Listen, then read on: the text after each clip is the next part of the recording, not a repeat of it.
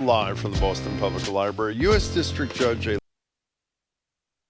Live from NPR News in Washington, I'm Corva Coleman. It's day 2 of the Republican National Convention in Milwaukee. Donald Trump has been officially nominated as the GOP's presidential candidate, and he has introduced his running mate, Ohio Senator J.D. Vance.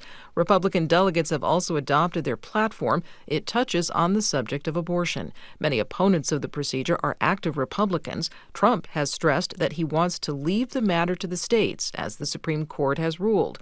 NPR's Sarah McCammon says there is still tension among some Republicans because some say the issue has not been fully addressed. Well, it's not really resolved. It's ambiguous, according to a lot of people I've talked to. The new platform, it highlights this power of states to pass anti-abortion laws, as they've done. It also removes references to supporting a national 20-week ban and a constitutional amendment restricting abortion. NPR's Sarah McCammon reporting from Milwaukee. The FBI continues to investigate the attempted assassination of Donald Trump last Saturday. They've not released information about what the shooter's motive might have been. Meanwhile, researchers say false claims about the attack have spread rapidly on social media. As NPR's Bobby Allen reports, inaccurate mentions of the incident being a, quote, inside job went viral after the shooting. The research group NewsGuard found that the word staged appeared more than 300,000 times, and the phrase inside job was mentioned more than 80,000 times on X, following the violence at Trump's Pennsylvania rally. The conspiracy theory that the shooting was a so-called false flag event planned with the Secret Service were part of the false narratives viewed more than 100 million times in a 24-hour period across other social media. That's according to the Institute for Strategic Dialogue. Another false theory that the head of the Secret Service ordered a sniper not to shoot the gunman spread online, despite being incorrect. Ex-owner Elon Musk himself endorsed a conspiracy theory about the shooting, falsely suggesting that the security failure was, quote, deliberate. Bobby Allen, NPR News. President Biden is proposing a cap on what the nation's larger landlords can charge for rent. As NPR's Jennifer Ludden reports from Washington, it's the latest effort by the White House to counter rising housing prices in the U.S. Biden's proposal would cap rent hikes at 5% for landlords with 50 or more units. If they went over that, they'd lose certain federal tax credits. The White House says it would apply only to existing units and last for 2 years, a bridge, officials say, until a boom in new construction adds to housing supply. Congress would need to approve such a measure, though, and rent control is controversial even among Democratic economists. In another move, the Biden administration is making public land available for affordable housing in Nevada and says it will work to identify other underutilized land that could be used that way around the country. Jennifer Ludden, NPR News, Washington. On Wall Street, the Dow's up 570 points. You're listening to NPR. Good morning. With the latest from the GBH Newsroom, I'm Henry Santoro. Cannabis Control Commission Chair Shannon O'Brien has been paid over $180,000 since being suspended with pay 10 months ago. O'Brien was suspended by State Treasurer Deb Goldberg in September 2023, and the Commonwealth Beacon reports that the calculation is based on her 2023 salary of $15,143 per month. O'Brien and Goldberg have had several meetings to determine her employment status at the Cannabis Commission. No indication yet on when a decision will be made. Federal government is investigating what caused a blade damage to a Vineyard wind turbine on Saturday. GE, the company that makes and installs those turbines and blades, is also looking into the incident. Meanwhile, debris from the turbine started washing up all over Nantucket's South Shore this morning, and GE has announced a cleanup effort that includes sending a team to the island. Residents began reporting pieces of green and white foam along with larger pieces of what appears to be fiberglass along southern Nantucket beaches at daybreak, stretching from Madaket out to Nobadir. A safety perimeter has also been set up to warn boaters of the debris. The wind farm is shut down for now. Major League Baseball All-Star Game tonight in the forecast. It's going to be hazy, hot, and Henry for the rest of the week. Sunny mid to upper 90s today, low 90s tomorrow, then 80s for Thursday, Friday, and Saturday. Whoa! It is 85 right now. This is GBH News. Support for NPR comes from NPR stations. Other contributors include the estate of Joan B. Kroc, whose bequest serves as an enduring investment in the future of public radio and seeks to help NPR be the model for high-quality journalism in the 21st century. This is NPR.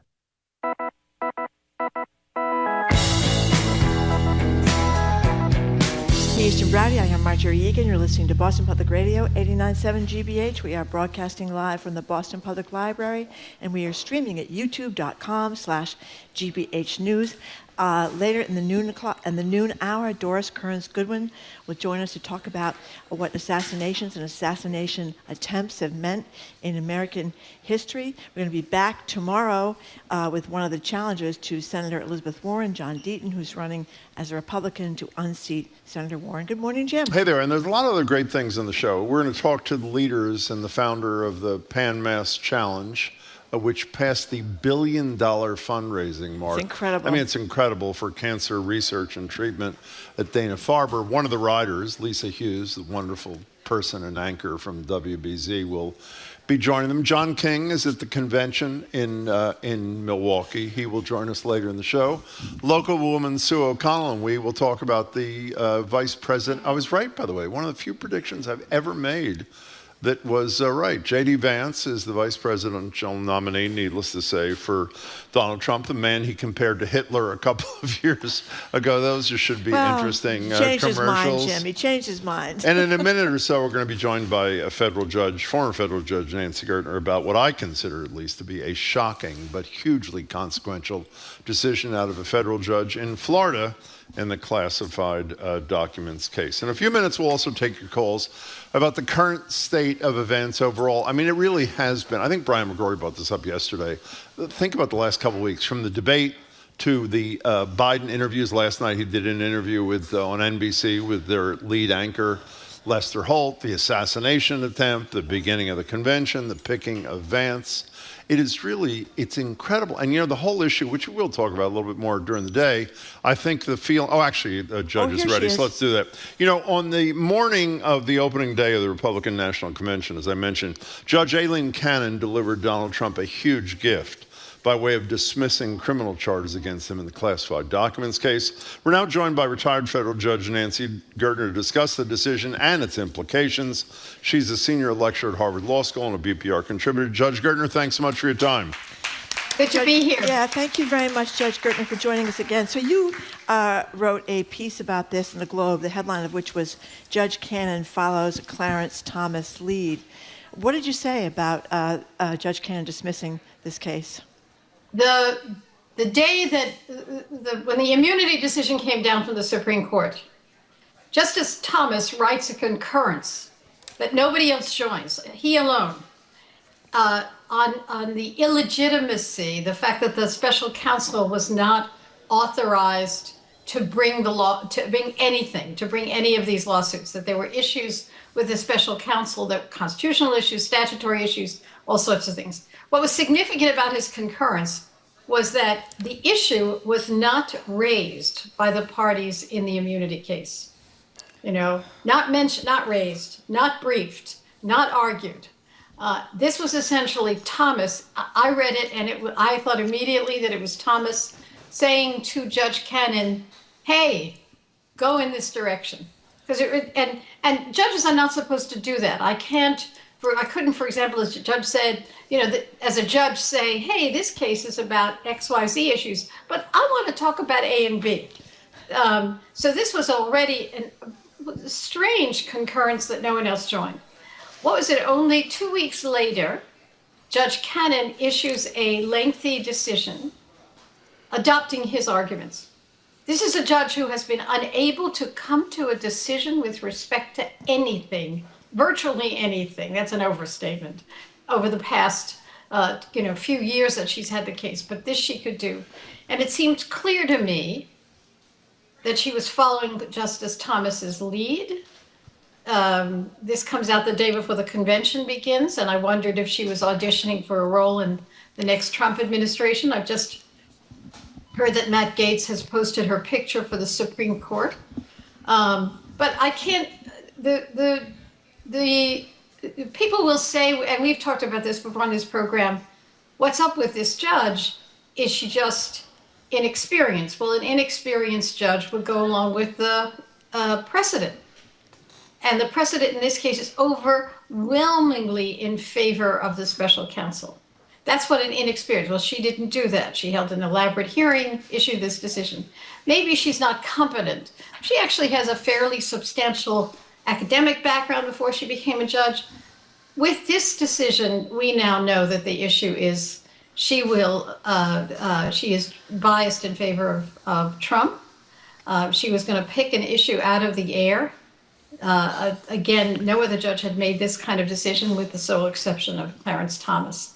So in the op-ed I wrote for the Globe, I said, on the issue of inexperience, incompetence, or bias, we now know the answer. Judge Gertner, I don't know, can't remember what your opinion was, but the opinion of most legal scholars was of the 4 criminal cases brought against Trump, the one that was the most straightforward and easiest to prove, not easy, but easiest, was this case. Did you agree with that? Oh, without a doubt. There's no constitutional presidential immunity here because the unlawful retention took place after he left the office. Now, they were going to try to suggest that he had somehow waved his magic wand and had declassified documents right before he left. But that was not going to be easy to prove. So yes, there was no immunity issue here. And it was that, we've talked about this before, it would have been one thing if his defense was the functional equivalent of whoops. I accidentally put nuclear secrets next to my underwear in the box. But you couldn't say whoops with respect to this, this whole string of actions. Boxes, classified documents turned over to the government. The government realizes that it's incomplete. Then there's negotiation. Then Trump's lawyer says that there's no more classified documents. Then people are seen moving boxes. It was not inadvertent and it was not a whoops. And so, yes, this was the most straightforward case. Easiest to prove is always, that's a hard thing to say, but certainly the most straightforward. Judge Gertner, I wonder if this is unusual. You know that generally speaking, Republican presidents appoint conservative justices or more conservative justices, Democrats, more liberal justices. Sometimes they flip. I remember it was David Souter, the guy that was up for New Hampshire. He turned out to be not quite as conservative maybe as Bush wanted him to be. But is this unusual, the way that canon is behaving on the lower court, obviously not the Supreme Court, but still? Well, it's certainly unusual before 2 things. One is this court, and 2 is the way Trump selected judges. So this court has made it clear that they're open to re-examining and overturning precedent. So what that does is it creates, there's no ceiling then to lower court judges. If someone raises a off-the-wall argument that they think is interesting, that has never been raised before or has been rejected before, this is a court that seems open to everything. And so, and then we see judges appointed by Trump indulging in that, following that cue. It had not been the case before. And, that I think it's an illusion to suggest that all presidents did that.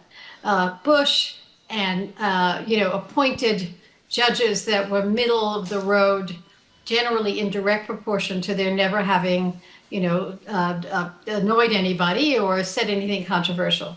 Clinton, Obama, and Biden also appointed judges in that mix. So it's, it was moderate right, maybe moderate left. Trump, because of the selection process, has put on the bench people with a clear ideological agenda from beginning to end. And you can only say Judge Kaczmarek in Texas, right? Who believes, the Mifepristone judge. Yes. Yeah. That's right, the Mifepristone judge, who believes that even as a district court judge is not allowed to doesn't overturn Supreme Court precedent. You're bound by the precedent. You could say, I think I've told you before, I would file an OI footnote in which I would say, I really don't think this is right. This is ridiculous, but I would have to follow it. All of a sudden, you have a generation of judges where there's no ceiling, where they can deal with constitutional arguments that no one had ever, that the Supreme Court has rejected, and be valued for it. And she's in that category. By the way, I would love to see that footnote where you wrote, "Oi, this is ridiculous." By the way, Judge Gardner, if you don't know, was nominated by Bill Clinton. One last thing on this case. The appellate court that's reversed her, I think twice already on Trump-related things in pretty heavy-handed fashion. I'm assuming Jack Smith, the government will appeal the decision that goes there. You intimated in your piece in the Globe that in addition to reversal, which would obviously, if it happens, happen long after the election, assuming the case is still live, which would probably not be if Donald Trump is elected, that they might dump her from the case. Could you flesh that out a little bit? The Court of Appeals always has the option of reassigning a case. Usually that's done when a judge has been made fact findings with which the court, that's not making fact findings, but it's very rare. It's not a usual kind of thing, but a Court of Appeals could reassign a judge that seems too embroiled in the case, for example. As I said, it's unusual. That would be a reversal and reassignment.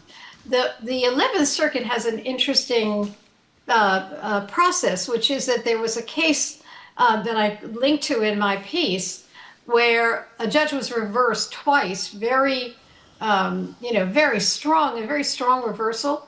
And then the case that went up was the third time, and the court said, enough is enough, we will reassign. And it wasn't the usual kind of reassignment.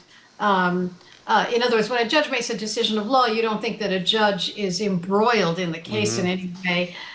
So it's unusual to reassign. But they said quite clearly this judge has, essentially been reversed twice before. Enough is enough. And I think that given the strength of Cannon's reversals, where the court said essentially, what the hell are you talking about? Intervening in the investigative process as you have. She, if you recall, was intervening in the grand jury process, which is just totally inappropriate. So they reversed her thunderously, and Jack Smith doesn't even have to move to disqualify her. They could simply reassign her if they reverse this decision, as I think they would, but because I don't think that the 11th Circuit, believes that all constitutional issues are up for grabs. Judge Gertner, why, Jim mentioned this, it would take a very long time, though. Why would it take so long for the 11th Circuit to act? I meant post-election. Okay. I'm sorry, I misspoke, yeah. I mean, it doesn't have to take long. They could, the other thing that the Supreme Court is behaving so, in such a troubling fashion in so many ways. The Supreme Court could grab the case. In other words, they can appeal, and the Supreme Court could grab the case. Whether they do so depends on whether or not there's any parallel support for what Justice Thomas said. Wait a minute. They could grab the case from the 11th Circuit before the 11th Circuit had a chance to reverse and reassign? Yes. So they could be knocked out completely? Yes. Wow. And that has been done. There would be no justification for it because there's no emergency here. But they could, essentially what Trump could do is move for an expedited direct appeal to the Supreme Court. And there have been instances in which that has happened, where they don't wait for the Court of Appeals to make a decision. And they could issue the decision to celebrate Justice Kavanaugh's 90th birthday. They can hold it for that.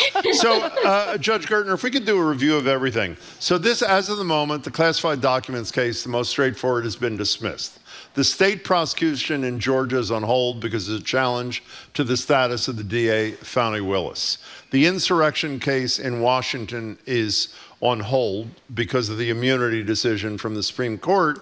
And most shockingly, well, it's no more shocking than this Cannon thing, Judge Merchan, in the case in which Trump was convicted of 36 felonies for trying to interfere in an election around this hush money stuff, so it put off sentencing from July, I think, 11th till September, and he used the term "if there is a sentencing."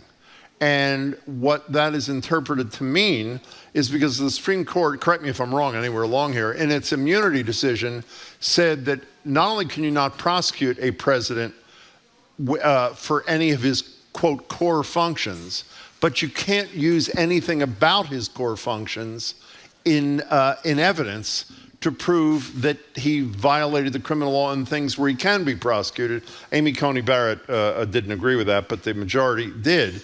And apparently the testimony of Hope Hicks in this trial and her discussion with Trump, and one other thing which I can't remember. The tweets, while part of his core function, may cause Judge Merchan himself to determine that that testimony was so material to the conviction that that conviction or those convictions gets thrown out too. Is that an accurate retelling? Yes, although start with the Bragg case and with Judge Merchan. Yeah. He's making a decision whether or not that the court distinguished between two kinds of official acts. The Supreme Court. Yeah. One's core constitutional functions, the pardon power, and dealing with the DOJ was a core constitutional Right. function. The second category that wasn't core was an official act, which was presumed to be immune, but the presumption could be overcome. We're dealing with discussions that Hicks had with Trump in the Oval Office about paying off a porn star. Right. Now, unless the Constitution is dramatically changed, that's really not a core constitutional function. That would have to, really, maybe it has to. But he did it while he was president, while talking to a presidential aide, they would argue. And even though the payoff in an attempt to affect the outcome of the election obviously is not a core function nor a semi-core function because he wasn't president when he did it, his lawyers will make the argument that Hope Hicks conversation was inappropriate to be used as testimony, right? Again, but it would be they're going to argue that it was official because of where it took place Right. and Hicks's status. That presumption can be overcome when you say, "Hey, this is not about national security. This conversation was about sex." And again, that's sort of not a core function, or maybe with President Trump it would be. I don't know, but it can be. That's not a core function. So that is, and then if he finds that it is an official act, this second category, then he has to decide if it's harmless error. He has to decide whether it's so affected the outcome, or he could find that Trump waived the argument, never challenged this argument, never made this argument in court. So it's not clear that doesn't go forward. I suspect he put this off because of vacations, and because he wanted to digest a lengthy and complicated immunity decision. So I don't think that necessarily means that that's off the table. What kind of pressure the judge will feel in terms of the sentence is another question.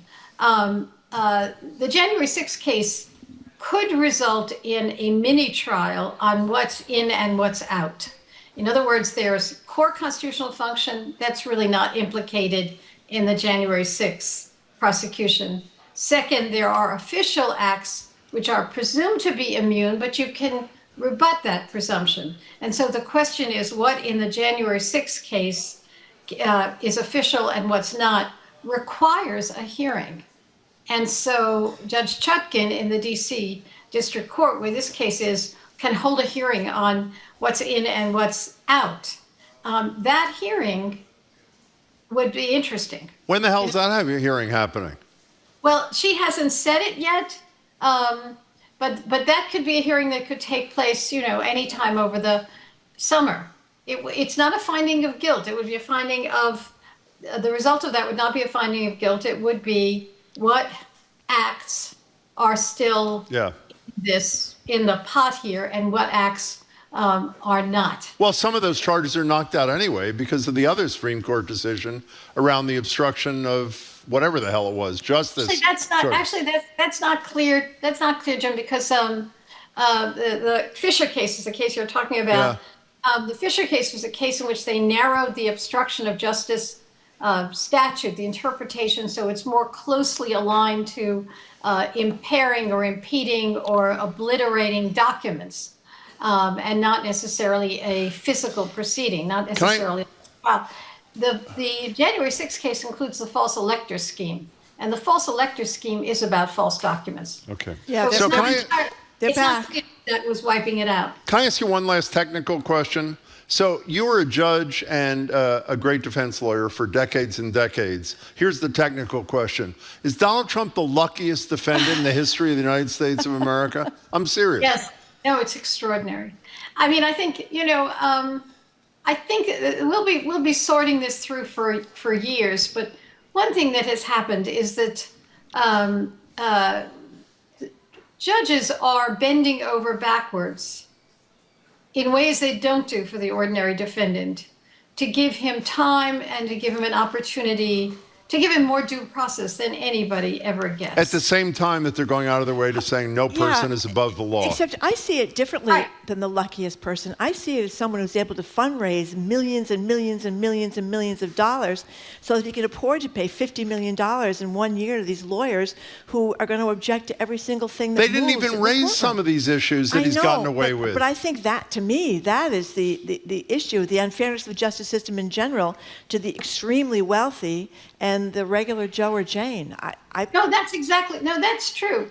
That's really true. So I was a defense lawyer, and it was clear that, delay was an important part of what you wanted to do, because if you kick the can down the road, maybe the prosecutor would, lose interest in the case. Yeah. Likewise, you would raise every legal and constitutional argument you could. I think that's true. I believe in zealous advocacy for both sides, but especially the person facing prison. The problem here is that it's not a problem. I mean, judges have indulged many of the arguments that he has made, have given him hearing time that no one else had. And then you add to, which is, again, I don't disagree with, but you add to this a Supreme Court that candidly has bent over backwards in Donald ways Trump. that stunned Yeah. it.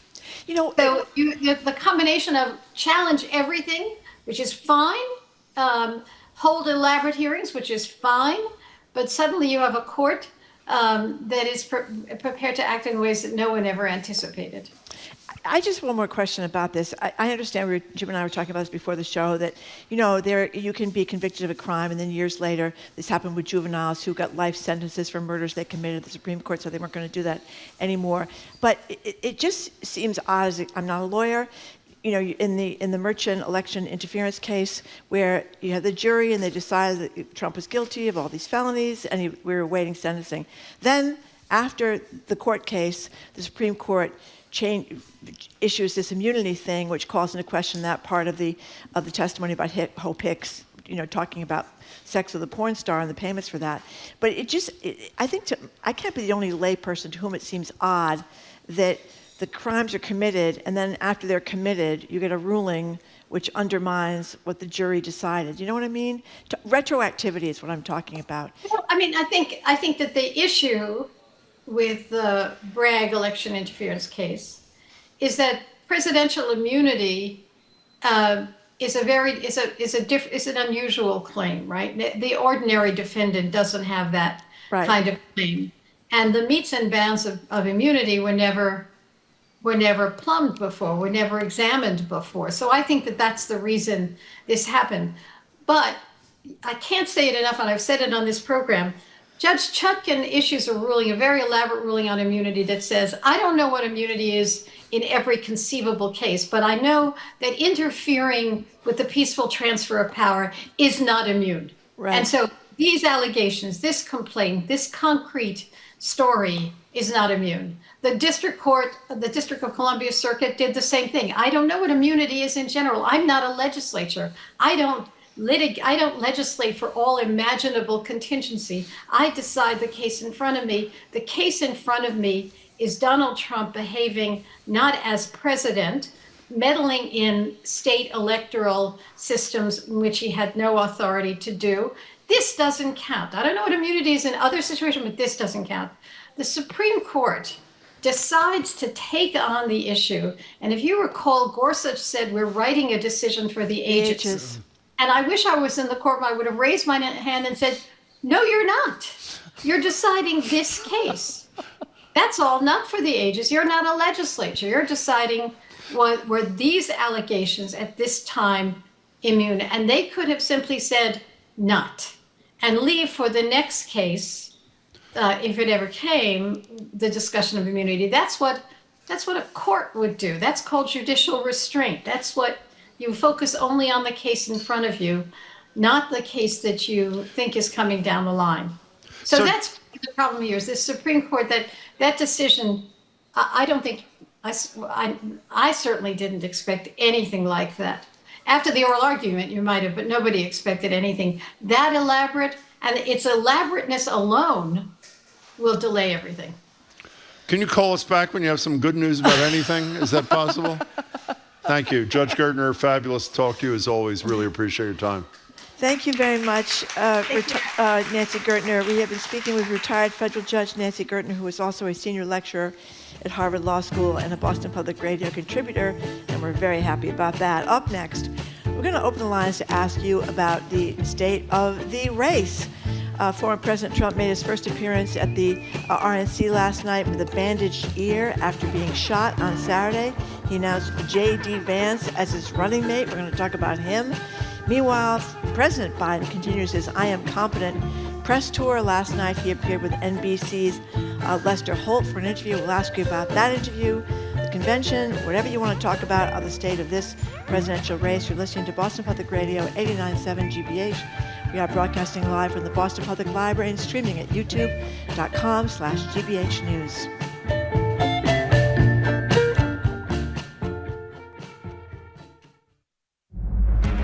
The political spotlight is fixed on Milwaukee, where tens of thousands of people are gathering for the 2024 Republican National Convention.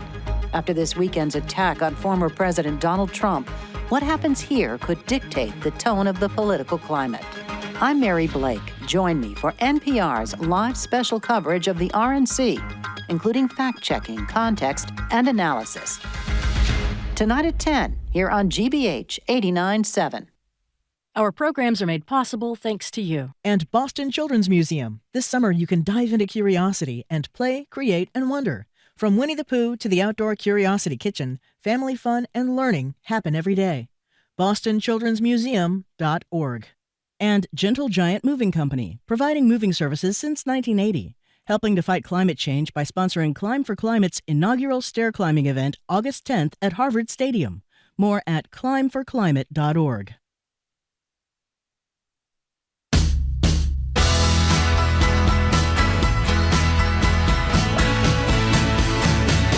Welcome back to Boston Public Radio. Mark Regan and Jim Brady. Doris Kearns Goodwin will join us in person here at the library in the second half of the noon hour.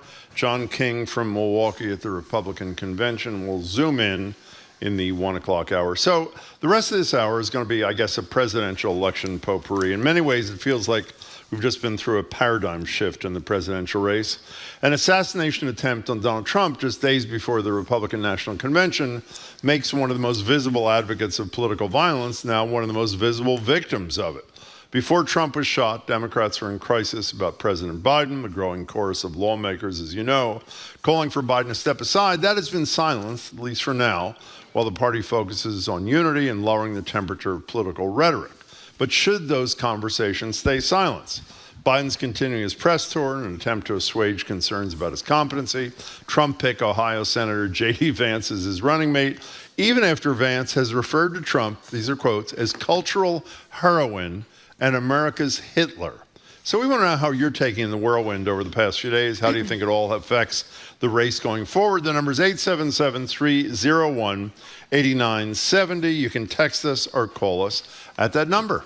You know, I think it's important to, people want to say they discount the polls, but polls are more accurate than I think they get credit for being. And the polls are looking pretty dismal for Joe Biden, more dismal since the debate. The New York Times was doing stories yesterday about his single path to victory. That would be Biden's. It doesn't look good, and that's what's, I think, scary to Democrats. I talked before about abortion being a huge issue in this race. One thing, if you are not happy about President Trump, is that J.D. Vance is a vehement opponent of abortion. He does not think there should be exceptions, even in the case of rape or incest, which I think is far from where the American people are. He's the vice president, not the president, but that might help if you are trying not to get Donald Trump back in the White House. You know, one of the things that, before we get to calls and text, I did a totally unscientific sampling before I went to bed last night of major stories about Joe Biden, including his Lester Holt interview at NBC, which we'll discuss a little bit more with Sue O'Connell in the noon hour, and the assassination attempt and related things, the convention for Donald Trump. You only found, not in every case, and again, this is not scientific, every single story about Joe Biden, no matter what he was doing, mentioned his, quote, disastrous debate performance. Right. Yet almost no story about Donald Trump gave similar background, and that is background, saying he's a 36-time convicted felon. He was found liable for rape in a New York City trial, $500 million in fraud. And it occasionally mentioned, but explain to me, you're the sincere, literal, multi-decade journalist. The context for the discussion about what Biden's doing is the disastrous debate. Why is the context for Donald Trump not the fact that he has criminal convictions and a rape finding? Why is that not in every story? I think there's legitimacy to the annoyance with the press on the double standard thing, because we're guilty of it too. We hardly ever talk about what Joe Biden has achieved, whether it's the CHIPS bill or the insulin or the changes in Medicare, capping $2,000 a year out-of-pocket expenses. I think we mention almost every day some of his accomplishments. Mostly we mention about how he can't put two sentences together is what we mention, and we don't. We in the press, I think, don't do a great job. Last night I was very frustrated with Samantha Guthrie, who's a pretty good interviewer. I was watching the RNC coverage last night. She had on Eric Trump, who was talking, of course, about his husband, and his father, and how he had no wars going on during his presidency. Of course, we were still in Afghanistan during his presidency. She didn't correct him on that, made it seem like there was all peace and harmony during Trump's time in office. So I think, and I still think it was a mistake for CNN. I'm a big fan of Jake Tapper and Dana Bash. I think they're both great journalists. I think CNN's idea not to fact check when Trump went so far off the rails was a mistake. So we did the same thing with Hillary Clinton. We're doing it again this time around, unfortunately, I think. Roger in Marblehead, you're first on Boston Public Radio. Thank you much for the call. Hi.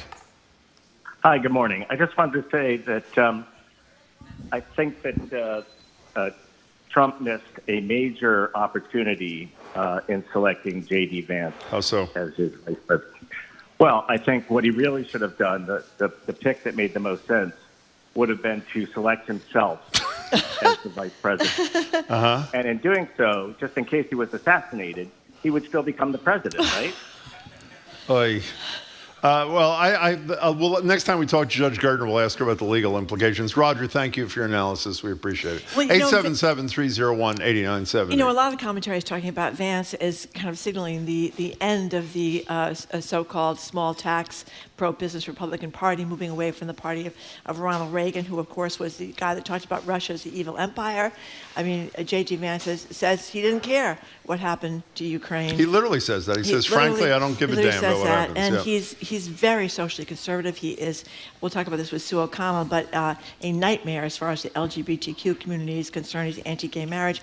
He's very conservative. He's a Catholic convert, and often Catholic converts, this is a generalization, but a lot of them are very conservative these days. You know what's an interesting thing that you alerted me to, which I was unaware of, is that Donald Trump did not call the widow of the volunteer firefighter comparator.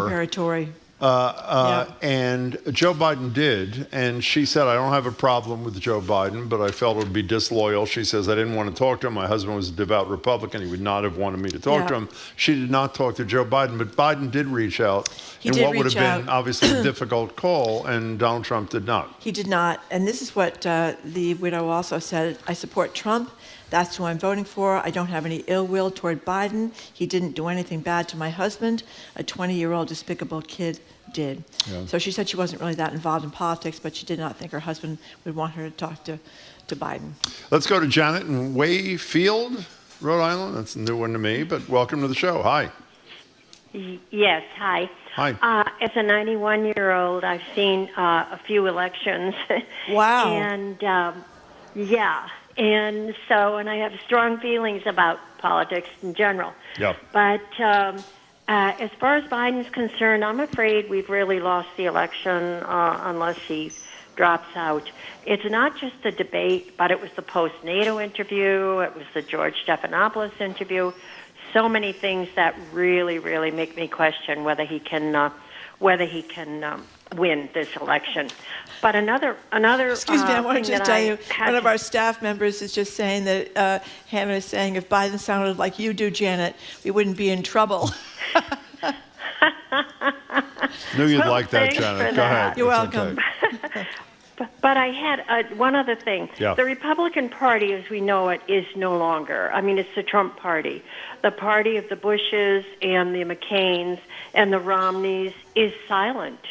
And so that's concerning, and it must be concerning for them also. Well, obviously, it's not concerning them at all because they're walking lockstep. And Janet, thanks for the call. If you had to pick the person in Republican leadership, tell me if you disagree, Marjorie, who is probably most critical repeatedly of Donald Trump, it's the guy who's now his vice presidential nominee. He also said voters had to be idiots, was his quote, idiots, to vote for Donald Well, Trump. He's his running mate. He saw the light, Jim. It's just- He had an epiphany, and now he's, he's 39 years old, too. He's only been in the Senate for a short amount of time.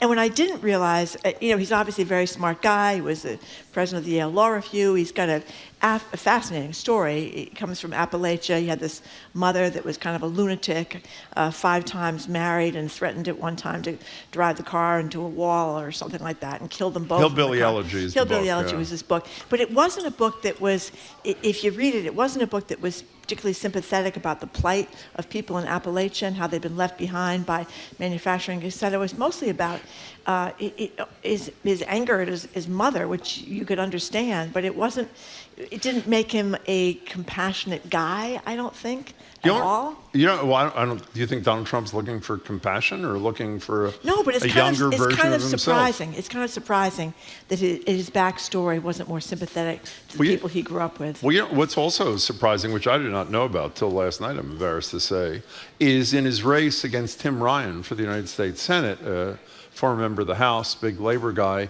he underperformed all other Republicans in the state of Ohio. But He won. He got a big infusion of money. I think it was via Peter Thiel and Trump. I'm not sure. Was it? I think so. He got a lot of money toward the end of the race, and that put him. And he got the endorsement of Trump, that's what put him over the top. Speaking of a lot of money, do you hear what Musk committed? $45 million a month. $45 million to a pro-Trump PAC. $180 million for the rest of this campaign. Beth and Worcester, you're on Boston Public Radio. We're talking about the state of the race. Welcome to the show. Hi. Hi.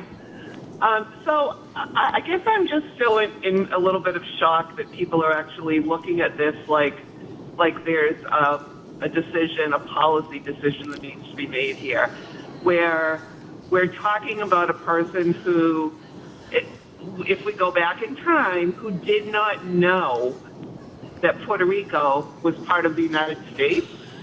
I mean, that's what the president did not know. He also thought that he could buy Greenland. So we're not talking about, trickle-down economics. We're not talking about Republican versus Democrat.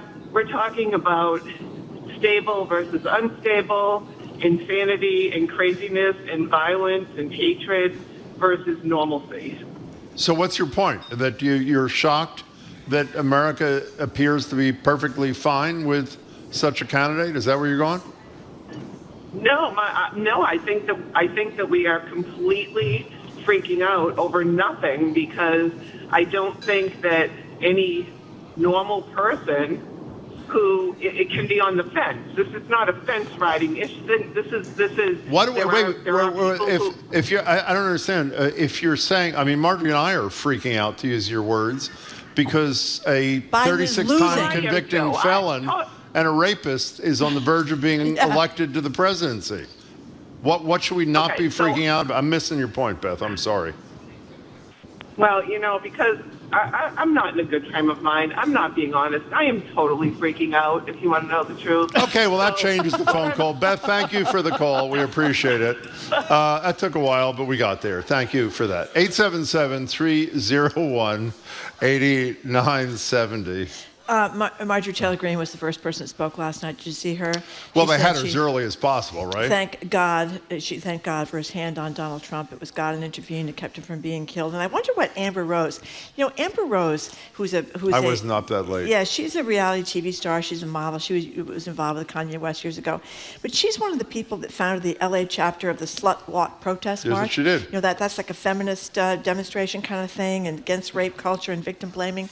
What was she doing supporting a guy who's been found civilly guilty of raping somebody? I thought that was an odd turnaround for her. Talk about J.D. Vance and his turnaround on Donald Trump. By the way, 4 of the 5 black Republican House members also spoke last night at the convention. I mean, it's a smart tactic. The reality is no one thinks Donald Trump is going to win the black vote. But as we've said and others have said 1,000 times, if he pulls away 2 or 3 or 4% of the huge majority that Joe Biden historically has with black voters, that guarantees Trump's election. We've got to take a break.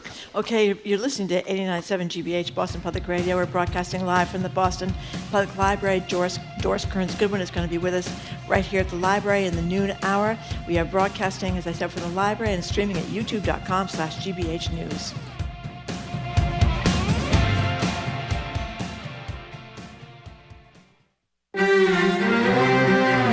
Since 2020, runners Josh Kerr and Jakob Ingebrigtsen have traded victories on the track and jabs in the media. The drama in this goes so deep. I'm Carolyn Beeler. A fierce rivalry between Britain and Norway heats up Olympic track and field. That story and the day's top global news next time on The World. This afternoon at 3, here on GBH News 89.7. Support for GBH comes from you. And National Grid, helping businesses work toward a sustainable future by offering guidance on heat pump solutions. Learn more about how heat pumps can help reduce greenhouse gas emissions at ngrid.com/future. And the Massachusetts Educational Financing Authority, providing resources and tools to help you navigate the college planning process, including customized plans of savings, loans, and guidance. More information at mefa.org.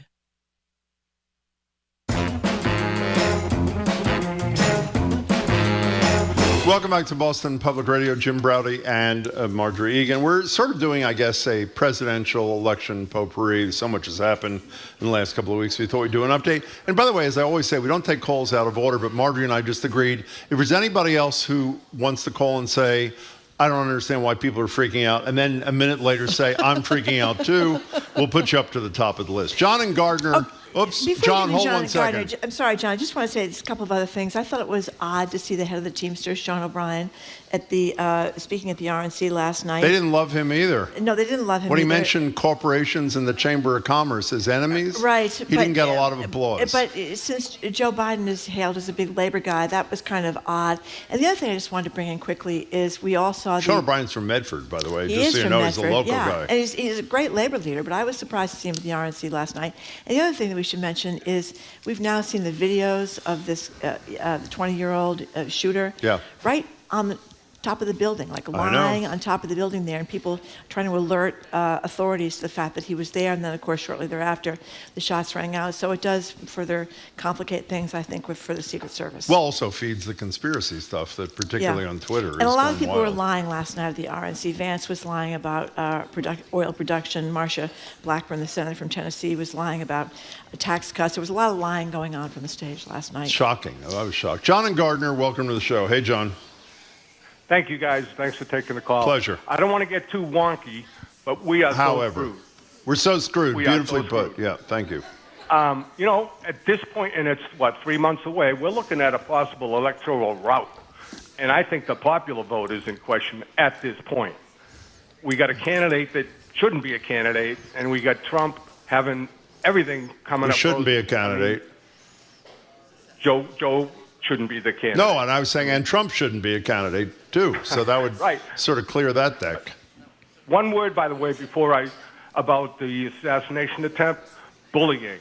I think we're finding more and more of these instances of people that were bullied as kids, and I think as a single guy without kids, this is easy for me to say, I think we really need to focus on bullying with our kids, because I think that's the source of a lot of this disengagement and feeling like you're out of touch with everybody, and then you look for some negative thing like, whatever it is. Yeah, but can I tell you something, John, and I assume you'd agree, considering what you did for a living for most of your life, if people who were bullied didn't have access to AR-15s, they'd probably be a lot less dangerous to the rest of us, wouldn't you agree? So I would do the reverse order. I hope we deal with mental health issues, but that's and I'm not accusing you of this, but the line the Republicans use to avoid doing anything on guns is to say it's a mental health issue we have to deal with. And of course, they won't deal with it.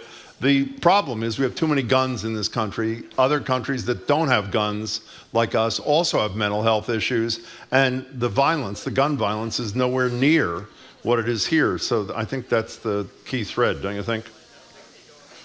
Yes, but I mean, we got to be realistic. When is anybody getting rid of the AR-15s? When is anybody going to spend money to deal with the mental health crisis for young people in this country? Yeah. John, I appreciate your thoughts. We're in trouble. Jean, thank you very much for the call. And I asked you this yesterday when Joe Biden made his comment from the Oval Office after the assassination attempt. He didn't mention guns, did he, or did he? I don't recall. Maybe he did, and I just don't recall. Something, I'm not sure. I don't know either. Bill in Chelmsford, welcome to the show. Hi. Hi, Marjorie. Hi, Jim. Hey. Thank you for taking my call. Pleasure. Jim, I want to address a couple of things with you. First of all, sure. You were a union lawyer for a while. Yeah. And one of the things the Republicans have done very effectively have divided the Democratic Party, divided the conservatives, if you want to call them that, within the party with the liberals and the left wing. And they're fighting amongst themselves. Then you get the old and young fighting amongst themselves. So the Republicans have really got themselves. And you know that management does that always across the union. Yes, they do indeed. Negotiate for unions.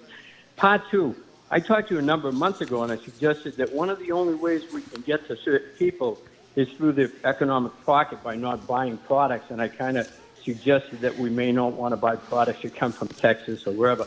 But one of the things now that's bothering me is Musk.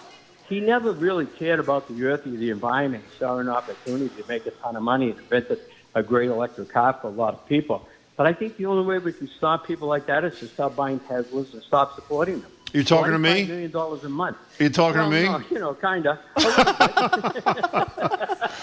Well, I take the criticism, and I think, sadly, it's legit.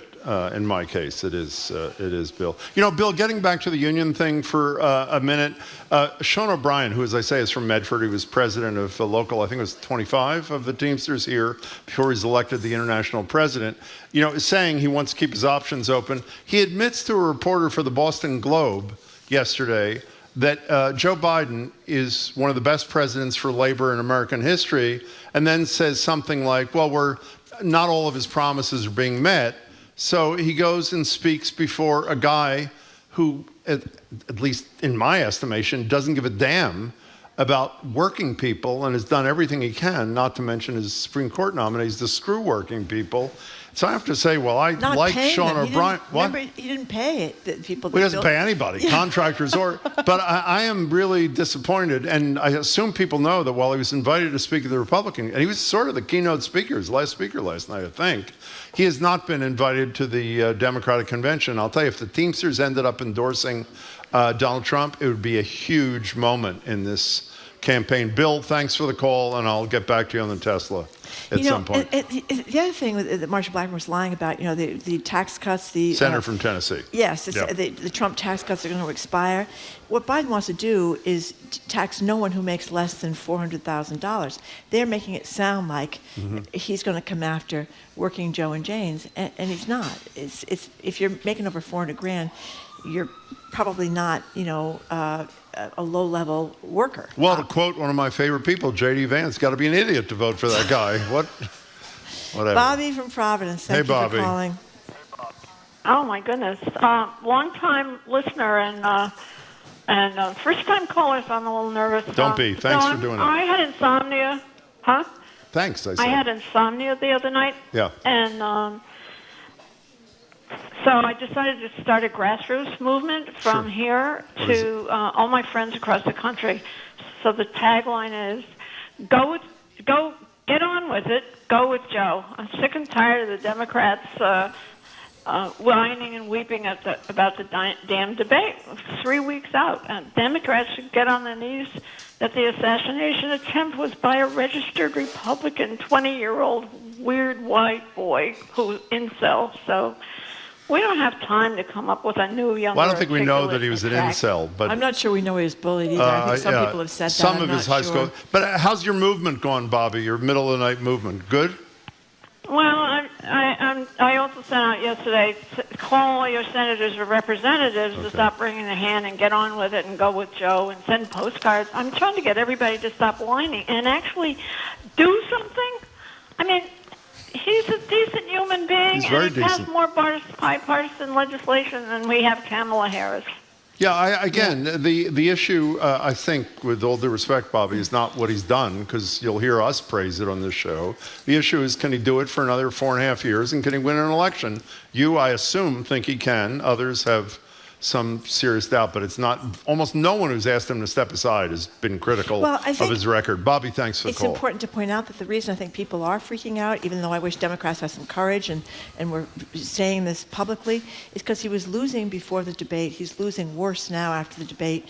It's very difficult to win with his low approval ratings, and I think that's the issue. As John said, we could be heading for a landslide, and is that what you want? left one element out, too. We're going to ask Doris Kearns-Goodwin about this historically. We don't have any evidence yet, but don't you think the assassination attempt can do nothing but help Trump, at least in the short term? Well, Sean O'Brien's talking about he's a tough SOB. That's what he said last you night. got to give most people after they've been shot in the ear or anyplace else and not turning around and raising their fist and saying, fight, fight, fight. I know. I mean, it was pretty impressive, and I think probably it certainly helped some people. I would assume that maybe we're not going to vote for Trump. Anyway, we are done. I believe we are done. Yes, we are done.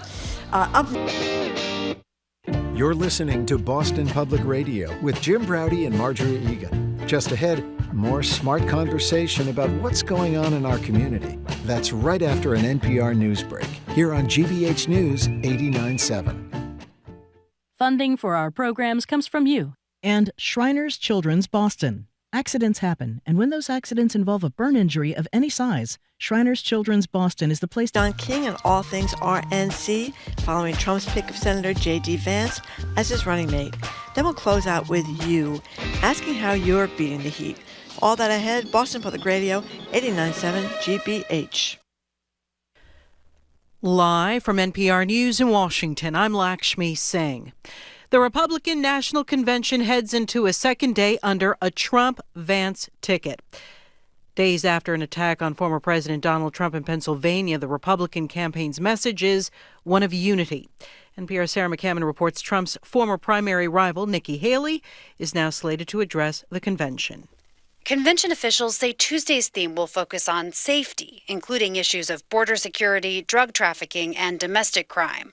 Former South Carolina Governor Nikki Haley is expected to be among the day's speakers. That announcement came recently after a spokesperson for Haley had said she initially was not invited to speak at the convention. Haley, who served as United Nations ambassador under Trump, was frequently critical of him during the primary campaign, calling him unhinged and warning that he would bring chaos. But she eventually came around, saying that she planned to vote for him and encouraging her delegates to the Republican National Convention to do the same. Sarah McCammon, NPR News, Milwaukee. Meanwhile, President Biden is reaffirming his plan to stay in the race, despite calls from members of his own party to step aside. NPR's Tamara Keith reports the president was defiant in an interview with NBC News that aired last night. President Biden made it clear he has no intention of revisiting his decision to stay in the race. In his latest sit-down interview, this one with NBC's Lester Holt. Who do you listen to on deeply personal issues like the decisions whether to stay in the race or not? Me. These interviews, as well as a press conference last week, are at least partially about proving he has what it takes after a very bad debate. The idea that I'm the old guy, I am. I'm old. But I'm only 3 years older than Trump, number one. And number two, My mental acuity's been pretty damn good. Biden then touted his record in office. Tamara Keith, NPR News. Russian cybersecurity company Kaspersky says it's pulling out of U.S. markets. We have more from NPR's Jenna McLaughlin. For years, the U.S. government has warned against the risks of using software made by cybersecurity company Kaspersky. The fear was the Russian government could demand the Moscow-based company use its cybersecurity products to scan computers around the world and steal sensitive information. In 2017, the U.S. government banned use of Kaspersky products on federal networks. But in June, U.S. officials took it one step further by banning the sale of new Kaspersky products in the United States going forward. On its website, the company announced it would be withdrawing from the United States and shuttering its U.S. office. The company has always denied allegations of spying, but has been unable to reassure the White House. Jenna McLaughlin, NPR News. The Dow is up 537 points, or 1.3%. This is NPR News. Good afternoon. With the latest from the GBH Newsroom, I'm Henry Santoro. President Joe Biden has announced a new proposal today that would cap residential rent hikes at 5% nationwide.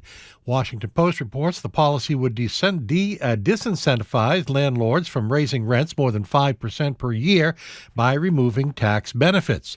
The proposal would only apply to landlords who own more than 50 units and would not pertain to units that have not yet been built. The Nativity School of Worcester is educating girls for the first time in the 21 years since it opened. The Telegram and Gazette reports that school officials have opened the Julie Power Girls Division of the school, named in memory of Julie Power, a teacher and the wife of Worcester native and J.D. Power founder James David Power III. The division opened last week, and as part of the school's July summer program, in its first two classes of 5th and 6th grade girls, 14 students each, will join the 50 boys who attended grades 5 through 8. The school is tuition-free, and attendance is based on whether students live in Worcester and meet income qualifications for the Worcester Community Action Council's Field Assistance Program. If you're on the Cape and are looking for a little beach relief from all the heat, keep in mind that not all beaches are open today. The following beaches are closed to swimming due to the presence of fecal bacteria. Ugh. Keys Beach in Hyannisport, Vernon Street, Yarmouth, Clipper Lane in Dennis, and Long Cove in West Tisbury. 87 degrees. This is GBH News. Support for NPR comes from the Public Welfare Foundation, committed to advancing a transformative approach to justice that is community-led, restorative, and racially just. Learn more at publicwelfare.org. And the John D. and Catherine T. MacArthur Foundation at macfound.org.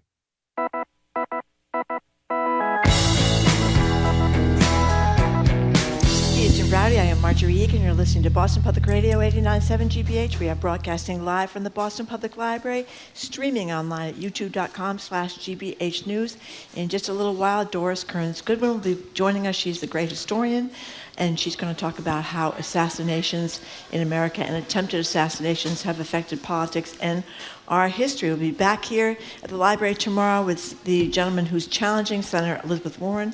That would be John Deaton. Hello again, Jim. Hello again, Marjorie. We're joined now by media maven Sue O'Connell. She's co-publisher Bay Windows and the South End News, co-host of NBC 10's Boston's At Issue.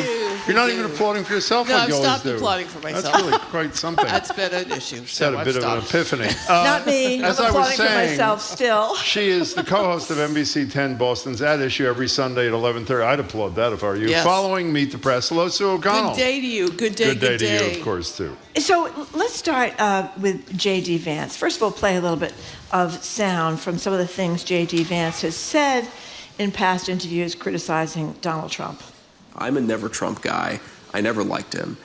I'm going to vote third party because I can't stomach Trump. I think that he's noxious and is leading the white working class to a very dark place. I'd pick him. Yeah, he's compared him to Hitler, said people voted for him for idiots and stuff, but that was then, this is now. We talked before we went on the air about the impact you think J.D. Vance might have on the ticket. Yeah, so yesterday my reaction was that J.D. Vance doesn't advance into the general election for Donald Trump, in that he is a smaller, newer, younger clone version of Donald Trump. So he's not going to attract any new voters, I think, in one way. But what he does signal is that this is the future of the MAGA party. It's no longer the Republican Party. And he is everything that Donald Trump believes in and more, and he is the future. He is probably the most conservative and will take us back the furthest if he ever becomes president. And when we are voting for people who are the age that Trump and Biden are, that is definitely something that we could think of. And you're voting for the future of the party.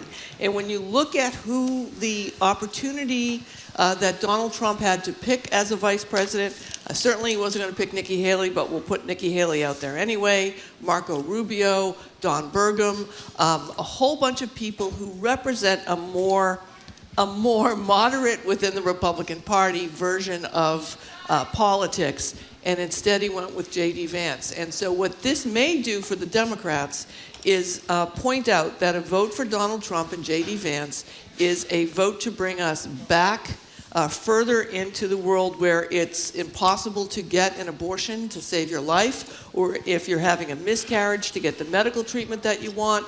If your children are LGBT or Q, it's going to be a terrible world for them, because this will be the solidified party for the Republican Party. And I think that's what J.D. Vance brings to the ticket. That argument has worked really well against Donald Trump, don't you think?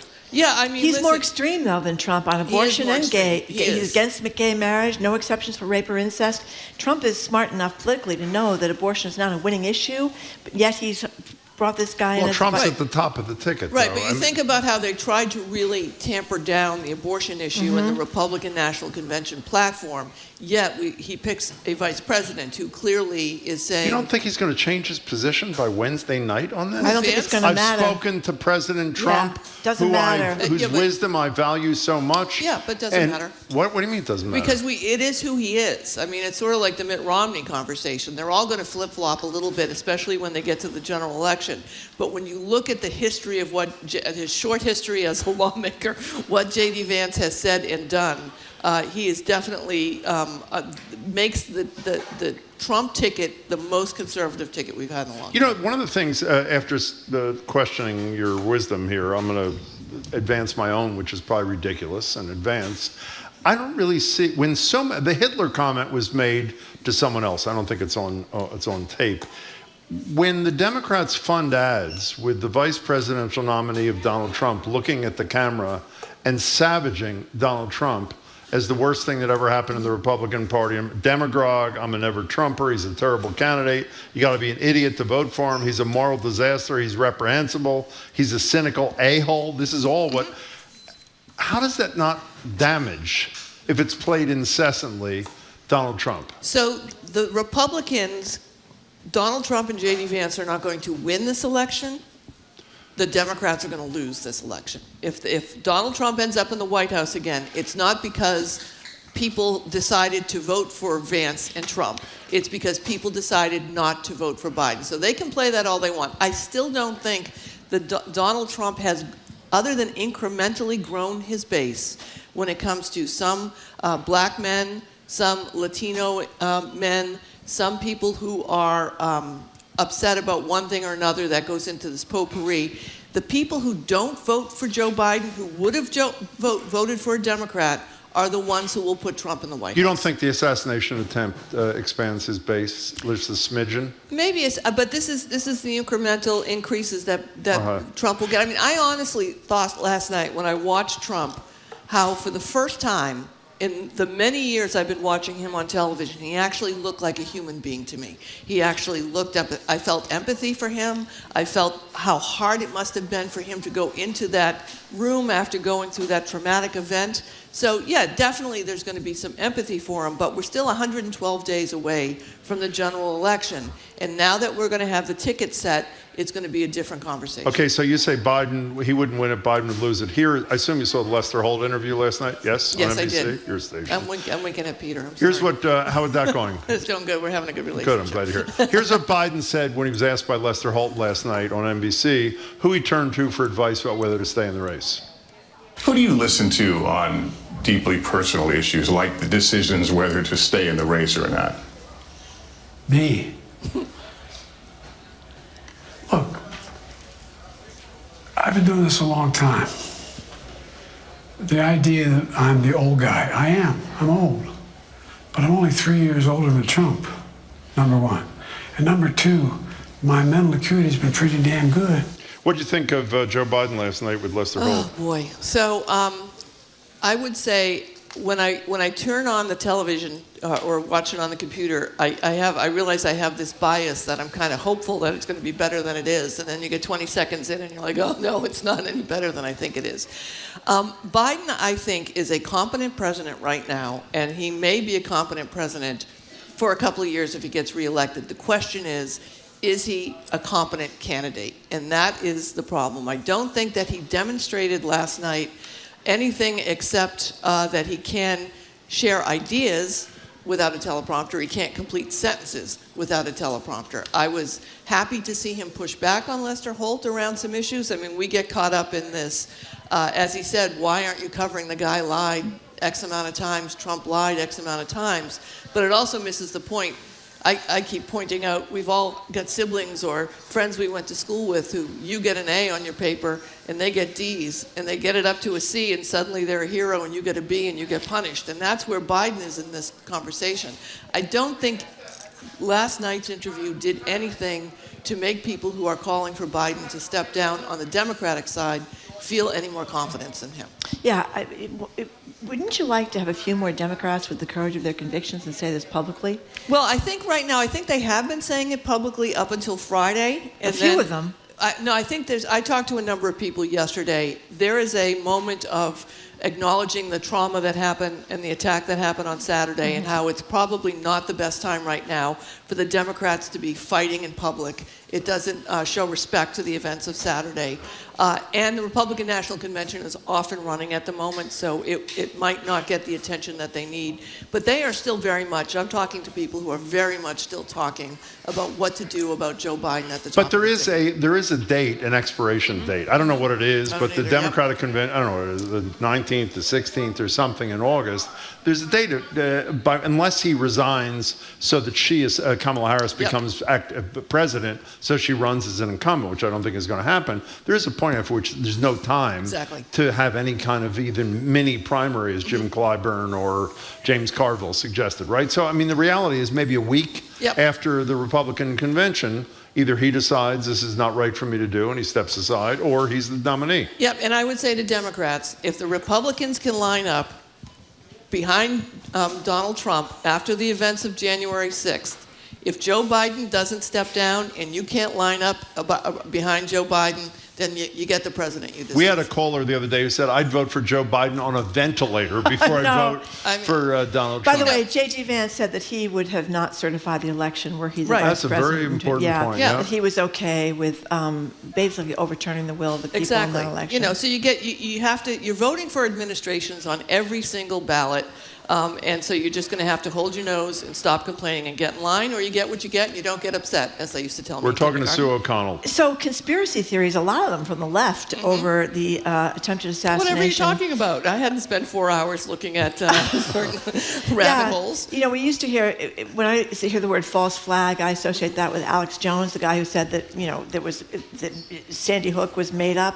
And now we have people on the left saying that this was a false flag operation on Saturday. I mean, come on. No, I mean, listen, there are any number of ways that people react to trauma when it happens. And just because a whole bunch of things happened, a coincidence of things happened at the same time that make it seem like it's a conspiracy. I think we've learned over the years that conspiracies are very hard to pull off, and humans are not really good at doing it. But look, there's a lot of suspicious stuff that if you look at, the guy that the QAnon people think is John F. Kennedy Jr., he was in the crowd right behind Trump. And when the shooting happened, he didn't move at all. He just kept looking, you know. So I can understand, since I spent 4 hours looking at it, how that would be intriguing. But at the same time, we can't take our eyes off the fact that the reason the assassination attempt happened is because a young man had access to a weapon of war. And as we're probably going to learn, there's not going to be any great conspiracy as to why this young man did it. He obviously, I think it's safe to say, had mental health issues, because if you do that, you have a mental health issue. Right. And he had access to a weapon of war. What the Secret Service did or didn't do, also should be under tight scrutiny, but they're also woefully underfunded, the Secret Service. So if we want to protect our candidates and our elected officials, we need to both make weapons of war more difficult to get for people, and we need to fund the Secret Service. By the way, I've read a lot about the underfunding the last couple of days to make sure that this is not BS, and you're right, it is. However, a big however, what the Secret Service did not do there and what they didn't do with that building, in my opinion, is not, inexpert opinion, is not a function of funding, it's a function of competence. I mean, it's a real scary kind of thing for both Biden and Trump going out in the world. It's scary for everybody. Really. And it's also an issue, I've heard a number of people say, the lessons of 9/11 we still haven't learned. And that's the lesson of communications between law enforcement agencies when there's an event that they're trying to do or when there is a crisis. And I think... Same with the marathon bombing, not just 9/11.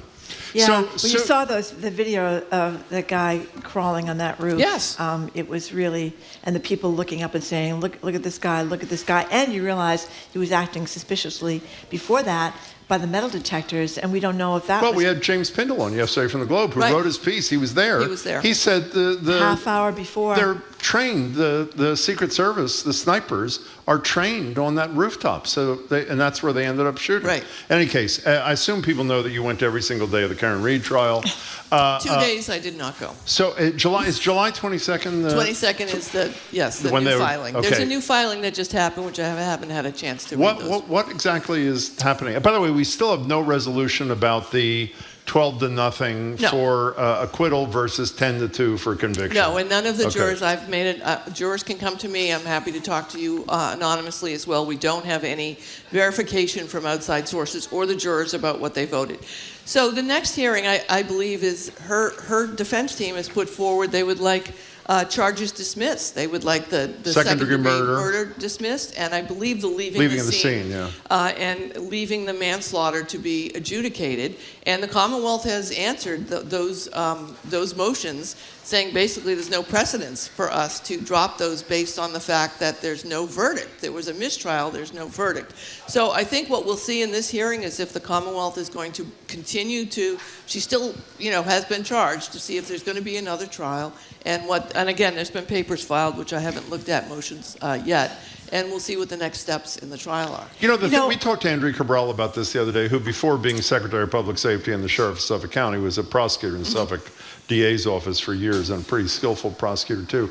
A thing I still haven't gotten an adequate explanation about is I don't understand why the judge in this case did not ask the jury if they'd reached a verdict on any of the three charges. I mean, and we don't know if the 12-0 is true, but true or not, why wouldn't that question be asked? I have no idea. I mean, it's one of the things that has been fascinating for me is watching everyday people, especially the Karen Reed supporters and the supporters who are anti-Karen Reed or supporting the O'Keefe family, be so frustrated with the way our judicial system works and be surprised about the things that judges can and cannot do. Like, you can get as mad as you want at the judge for what she did or didn't do, but it seems that most of the things are in the realm of acceptability and legal, and are legal. So it's good for all of us to pay attention to that. Beth Teitel has another great column about this whole thing about the fanatics still protesting is the headline. She talked about how these people are still protesting because they're mad at the Norfolk District Attorney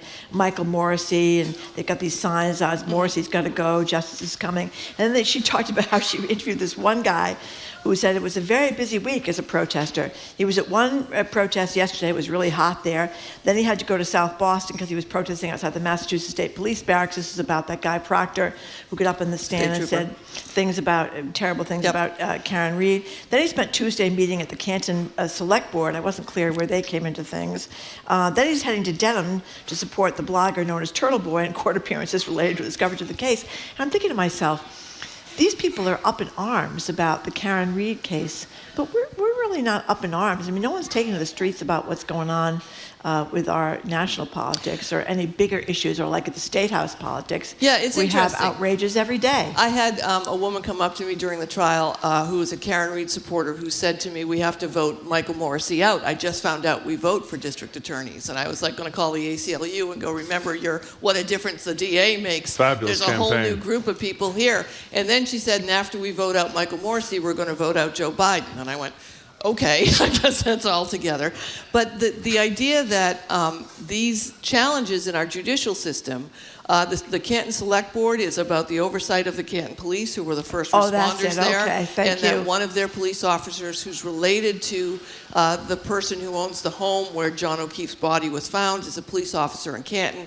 And Proctor testified that they had been out drinking on duty in a state trooper vehicle, and Kevin Albert had lost his badge and they couldn't find it, so he was suspended for that. And he was worried about whether he lost his gun as well. Yes, he did have his gun, though he did not lose it. So all of this is, not the conspiracy part of it. This is people understanding how our government works and doesn't work, and they're reacting to it. I would hope that it expands and say, okay, this is sort of the platform that Black Lives Matter was built on, the overreach of government, the overreach and over-prosecution of certain constituencies that don't have the money to hire a David Yannetti and an Alan Jackson. I've had defense attorneys, I'm sure you guys have heard this, say to me, if every single person who was charged with a crime was able to not plead out but actually go to court and had the money to do it, they'd probably be found not guilty because of the mistakes that are routinely made in investigation and in their prosecution. So I'd love for this to be a wake-up call. How do we reform our police departments and our budgets? How do we reform our legal system? We're going to, by the way, they decided they're going to reform that system as soon as they get rid of AR-15s. Yes. It's going to have right after that. But it's the same thing with Trump. We talked about this with Nancy Gertner. If you've got millions of dollars, you can hold up the court system forever, and you're out lawyering the prosecution. And if you got a lot of money in probably 90% of the cases that come before the courts. Right. Sue O'Connell, it's nice to see you. Good to see you, too. Sue O'Connell. Good to see you. Thank Bye, you very everybody. much, Sue Please O'Connell. clap. Jeb Bush. I'll Jeb clap Bush. then, too. Thank you. Please clap, Jeb Yes, Bush. we have been speaking with... Wait, did Jeb Bush say that? Yeah, please clap. I did? Oh. Yeah, okay, do it again. It's rather sad. Oh, Clap again for yeah. Sue. Thank you. No, Or for Zoe Jeb says no. Bush. We've been speaking with Sue O'Connell, co-publisher of Bay Windows and the South End News and co-host of NBC's Boston's At Issue, which you can see every Sunday morning at 11:30, right after Meet the Press. Up next, the Pan Mass Challenge kicks off the first week of August. We'll speak with the Bike-a-thon's organizer, longtime riders, and the people that are really devoted. Over $1 billion, we're up to $1 billion now for research, cancer research and treatment. It was 50 years ago. There was not a unified African American community as it relates to school desegregation. Boston was forced to desegregate its schools. Many black parents were saying, this is crazy. No, we can't send our kids into the lion's den. What followed had a lingering impact on the city. Watch American Experience, the busing battleground. Available at gbhnews.org/busing. Our programs are made possible thanks to you. And Direct Tire and Auto Service, committed to transparency in the auto repair business. Their team will text videos on the vehicle inspection process to help you understand the work they are considering. DirectTire.com. And Maine Maritime Museum. Their new exhibit Lost and Found, Sounds of the Maine Coast by Diane Ballin examines the changing soundscape of Maine's iconic coastline. Open daily. MaineMaritimeMuseum.org.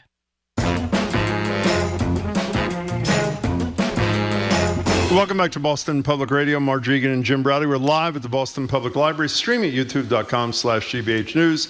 Doris Kearns-Goodwin is going to join us here in the library in about 20 minutes. In the interim, in just over 2 weeks, along 16 routes in 47 towns, with 370 miles of infrastructure across Massachusetts, thousands of cyclists will take part in the annual Pan Mass Challenge. 100% of rider-raised dollars go to the Dana-Farber Cancer Institute, funding cancer research and patient support. A few days ago, $1 billion mark of money raised, $1 billion was reached. We'll talk about that. It's the original a-thon, an athletic fundraiser founded in 1980 by the man in the middle there. That would be Billy Starr. Billy, it's good to see you. Thank you, Jim. Glad to have you, and congratulations. Along with Billy is his partner in the organization's director of stewardship and world-famous baker, Meredith Beaton-Starr. Meredith, it's great to see you. And head of her 14th ride with Team Impact, the woman who used to be the second best news anchor in Boston, but is now the first best anchor, WBZ's great Lisa Hughes. Congratulations, all the three of you. It's great to see you. Yeah, thank you so much for coming in. And Meredith, I just had a bite of this delicious cake you got. It's fantastic. What is it? It's blackberry zucchini crumble cake. Yeah. Don't be modest. I mean, look at it. Jim, I can't have you stealing your colleagues' food out of the refrigerator. That's right. Okay, well, he that's does do that. I know. He It's does do that. embarrassing. It's very It's bad. embarrassing. It's very bad. So, Billy Starr, tell us how this all began. Well, this came out of my own personal background. I'd lost my mother, uncle, and cousin to cancer in the early and mid-'70s.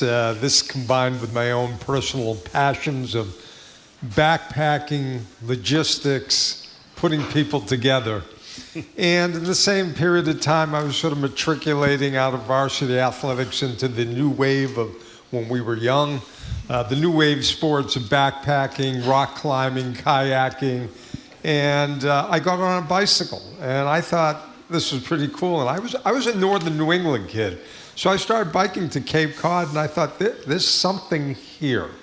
And I did want to be a part of this battle against cancer. And I had done about 2 prototypes of this ride to Provincetown. And in 1980, I said, this is it. I'm going to create this ride. And it was very modest. We drew 36 people, raised $10,200. And I was thrown into the harbor, and we thought it would never happen again. But on the bus ride home, I could hear from the people who participated, they go, next year, I can help with this. And I recognized that it resonated on a level that for those of us who weren't world-class medical personnel, that there was a way for us to play a part in this battle against cancer, and thus the a-thon was born. So a little bit different, 40 plus years later. What's the operation like now, Meredith? Well, now we have 14 people full-time in the office. We have 4,000 volunteers on the weekend. We have a head staff of volunteers who work year-round for doing everything along the way, water stops, hub sites, medical, mechanical. So it's a huge operation of volunteers. This is an impossible question in a short interview. What has $1 billion achieved, Meredith, at Dana-Farber? There is nothing that happens at Dana-Farber that the PMC doesn't have some kind of imprint on. You know, from cancer care equity, we support immunology, all of, like research in so many different areas. People are very motivated. You all know people who ride the PMC. It's the peer-to-peer fundraising. You support people you know and love who are taking this on as a commitment and a challenge. So those monies further all cancer care all over the world. And Lisa Hughes, tell us your involvement. You're out there riding in this 90-plus degree weather, getting ready for the race. Tell us how you got involved. So we hope to make an impact, but I have to, just one correction, it's team launch. Oh, sorry. That's okay, but that's the verb. We hope to make an impact. I do it because I can. I think we all know people who have cancer, who have been touched by cancer, people in my family, and you have that feeling of hopelessness, that there's nothing you can do. And to Billy's point, if you're not in medicine, you may not even understand it as well as you want. But riding the PMC, I think, gives me and the 8 women I ride with a real feeling of contribution. And 3 of the women I ride with are cancer survivors. And so every time I am on the road with them, I'm inspired. So yes, it's hot, it's early, I work late and don't get home till midnight, but it's energizing and it makes me feel like I'm making a contribution, I'm making these wonderful friendships, and I'm doing something to fight cancer. Billy, can you elaborate on the same thing I asked Meredith about a minute ago? In 1980, the state of cancer care, research, cure, 2024, in great part thanks to the colossal work you and your colleagues have done. Give us some advances that we have seen. Oh boy, that gets tough. I mean, obviously certain cancers remain very intransient and tougher to treat. But, PMC money funds over 7 different initiatives per year at Dana-Farber. So this allows for Laurie Glimcher, in this case, to be able to make the call. If there is some program or a brilliant clinician that needs seed funding, they're going to put forth probably PMC monies to get that idea to prove that they can get NIH funding. Seed funding is not always available. PMC money is 70% unrestricted.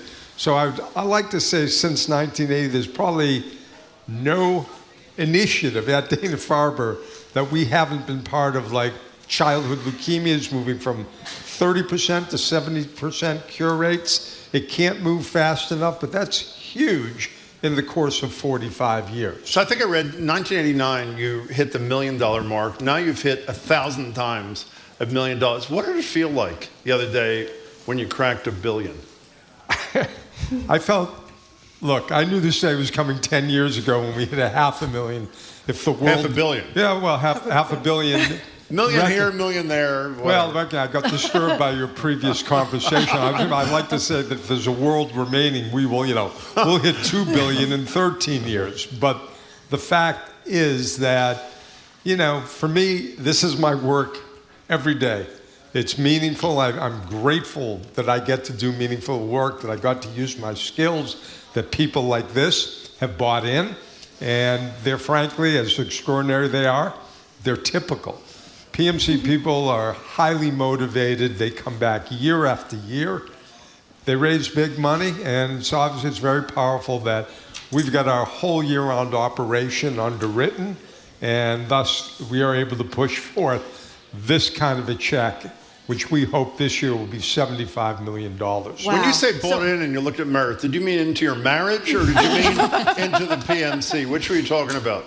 You know what everyone wants to say. She's extraordinary for living with me. But, she has a skill set. Exactly. She has a skill set uniquely her own. And she applies that. There's room. We paint on a very broad landscape. So, I love the Boston Marathon. I'm a Boston person. But in my mind, it's a nice little event. You're doing something over 370 miles.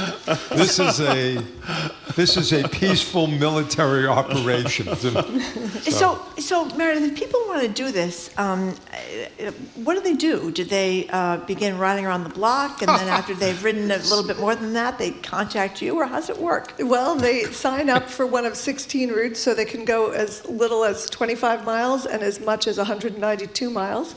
Actually, we don't even care anymore if they ride on the weekend. We have a virtual ride. We have a reimagined ride. So really, anyone who wants to participate in curing cancer can be part of the PMC. And that means the volunteers that make peanut butter and jelly sandwiches, the mechanics changing bike tires on the weekend. There's anyone who wants to be part of this mission can get involved. So Lisa, I'm sorry. I was just going to say, so Lisa, when you ride, so you start and then you stop for lunch with the peanut butter and jelly sandwich, and then there has to be bathrooms along the way. What does it actually entail? So I will say it is the most organized event of its kind I have ever been a part of. And if you do any other ride later, you realize how spoiled you are riding the Pan Mass Challenge. But yes, roughly every 20 miles, if you do the full ride, which is 2 days, you're at a water stop with these incredible volunteers who have not only water, but cut fruit and peanut butter and fluff sandwiches, which I save for day 2 because that's very special. And frozen lemonade, and it is unbelievable. And on really hot days, often there are misters at the stops. There's sort of a famous block of ice on the Cape that people sit on day 2. Oh, nice. Yeah, so, yes, it's hard, but you are sort of recharged every 20 miles by these volunteers. Think of these Lux hotels you hear about. Our water, so this is not a Volkswagen with Gatorade out of the back. This is a full-scale feeding and rehydration So people station. may make reservations at a hotel for the night they stay overnight, or they may go to friends' houses and they get up again the next morning. So you get to sleep that night and you get up again in the morning. It's a highly customized event. The average age is 48. Okay. People have been in this. If you took the alumni, which is 85%, that guy or gal has been in this event for 10 years. Wow. So they've learned how they want to play the weekend, to succeed, to be with their friends, to have this wonderful reunion, and it's a major physical endeavor. Lisa is typical. When I met Lisa, she was a runner. She evolved. She is now the evolution. She is now a biker, but she learned, and she's a terrific biker, by the way. But she's done very many different routes with her friends, with others, and she's customized, and that's part of our growth.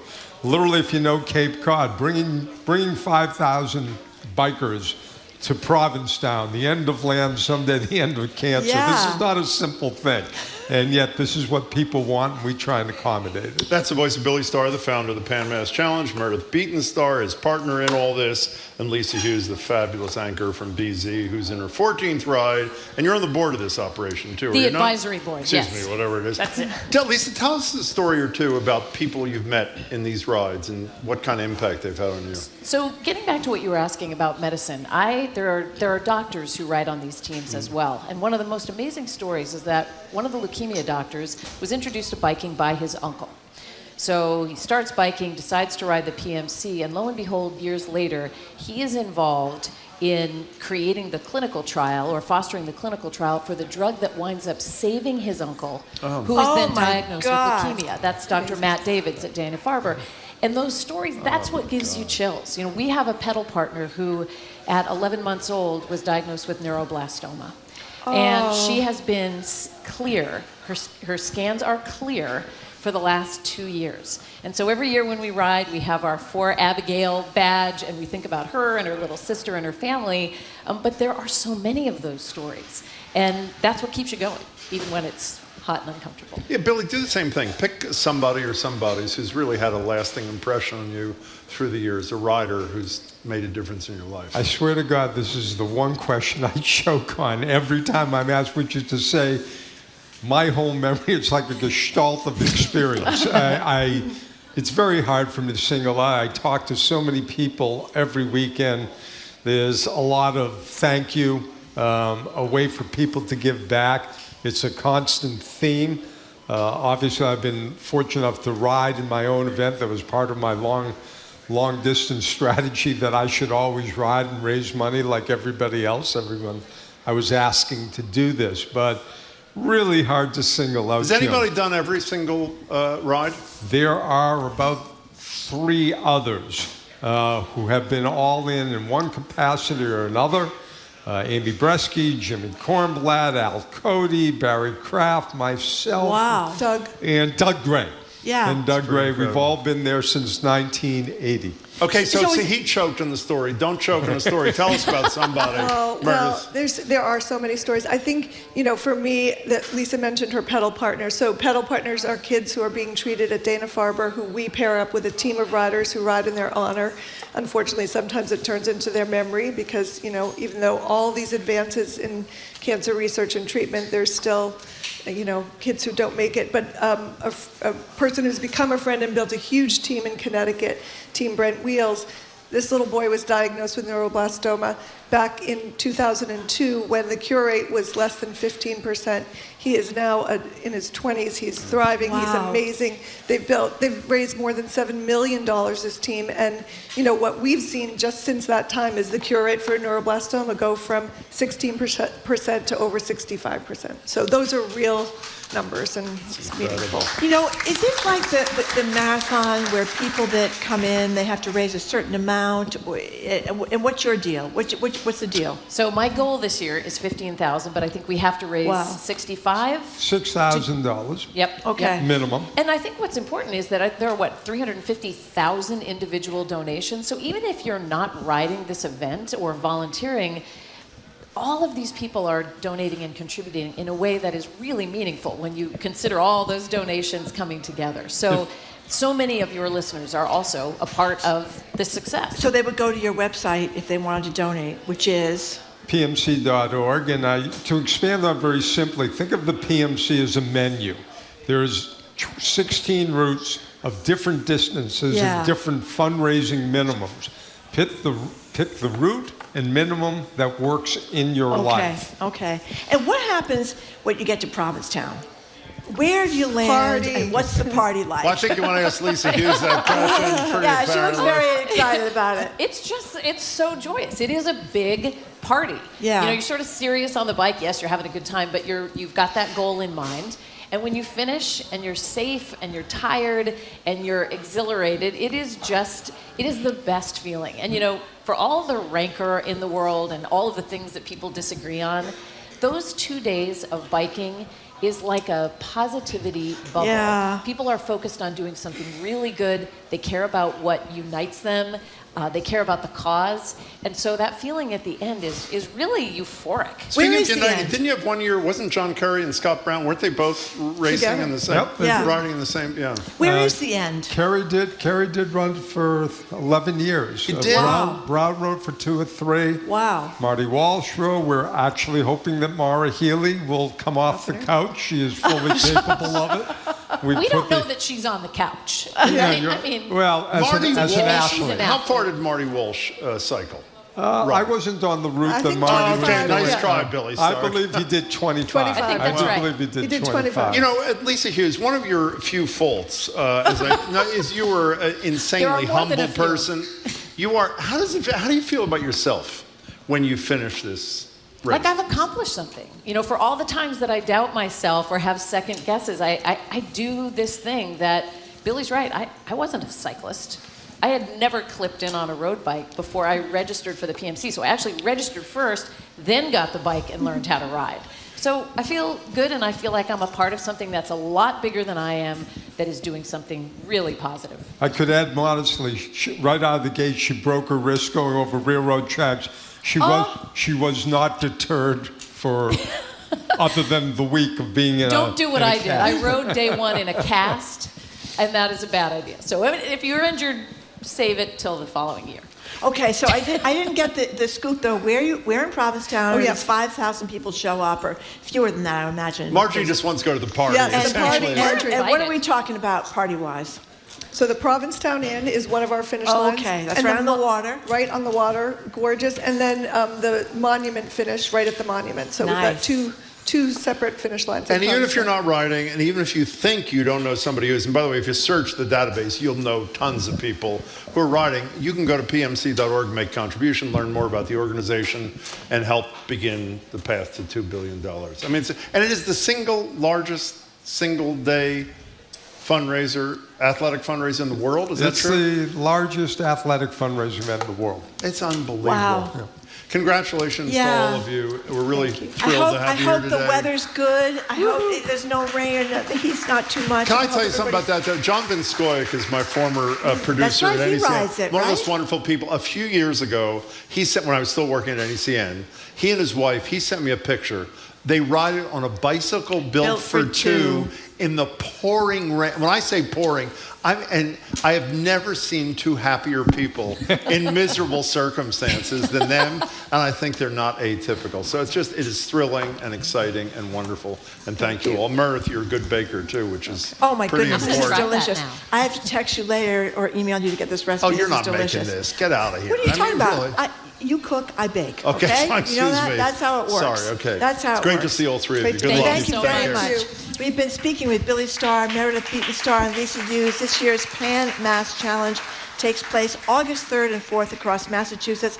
100% of rider-raised dollars go directly to the Dana-Farber Institute for research and helping people who are dealing with cancer. It's For more huge. information, it's really amazing. Go to the website, or even if you're not a bike rider, you can go and donate, as Billy just said. The website, pmc.org. That's pmc.org. Thank you very much, you guys, for coming in. After a quick break, historian, best-selling author Doris Kearns Goodwin, her latest book is An Unfinished Love Story, a personal history of the 1960s. We're going to talk to her, though, about this present political moment, talking about assassinations, attempted assassinations, what it has meant in the history of the United States. You are listening to Boston Public Radio, 89.7 GBH, broadcasting live from the Boston Public Library and streaming at youtube.com/GBH News.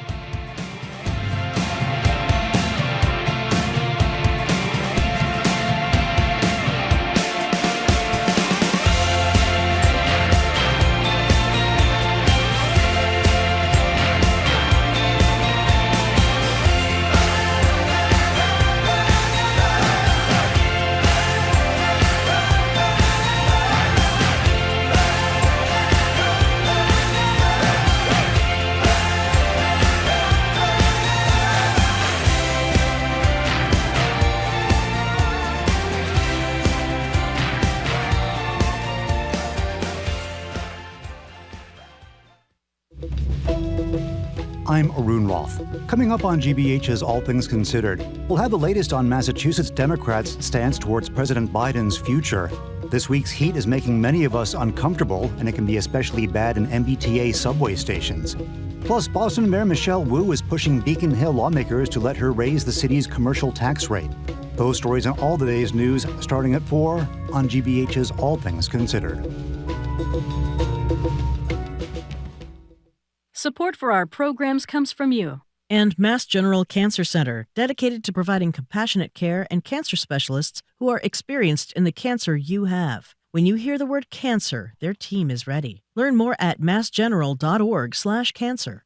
And the Museum of Printing in Haverhill, preserving the history of graphic communication from typewriters and presses to computers and copiers. Their expanded exhibit of rare and historic Bibles is now on view. More at museumofprinting.org. I'm Zoe Matthews, senior producer for Boston Public Radio, and you and I are listening to 89.7 WGBH, HD1 Boston, online at gbhnews.org. GBH News with NPR. What matters to you?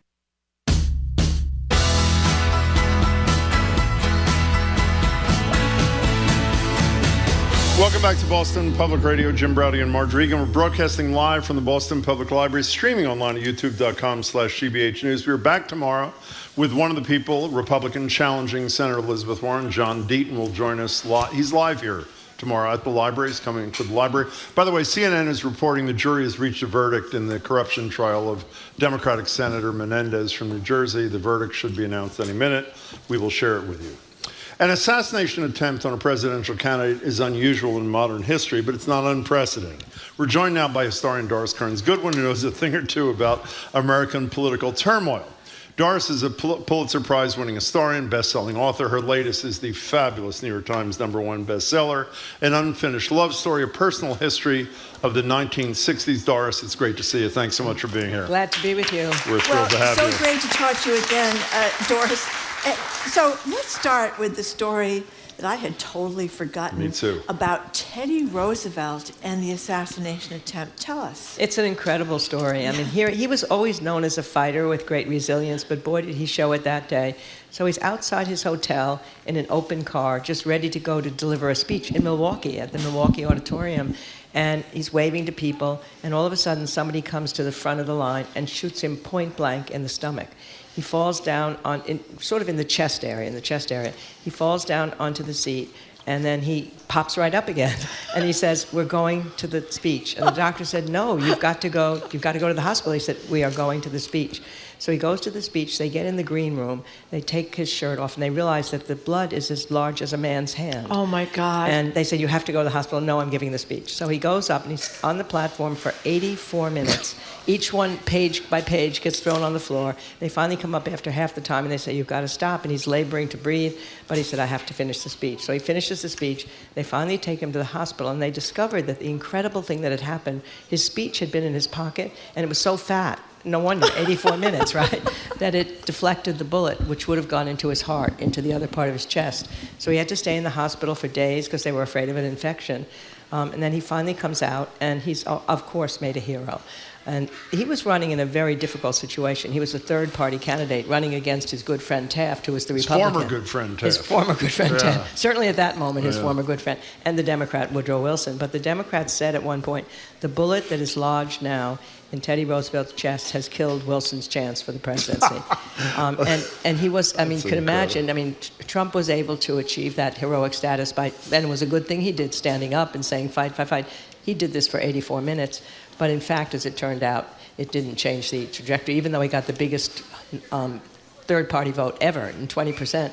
But the incredible thing is he could only give one more speech. The doctors wouldn't let him out on the trail. But it was different from all his other speeches. He was a big name caller. He called Taft a pinhead. Taft called him a dictator. In fact, the New York Times was so upset about the vitriol in the campaign, they said this should be the first primary we've ever had. This is the first primary system. It should be the last. We should go back to those old convention systems. They were rational. But the last speech was filled with nothing about his opponents, only the forward-looking, and it was the best speech he made in the whole thing. You know, can I give out one little factoid, by the way, about the speech? The factoid is, it was a 50-page speech, 50 pages, and it was doubled over in his pocket. So essentially, the bullet had to go through 100 pages of speech. I mean, how great is that? It's just great little story. Before huge story. we leave Teddy Roosevelt, as you said, that the pinhead and the dictator, the name calling.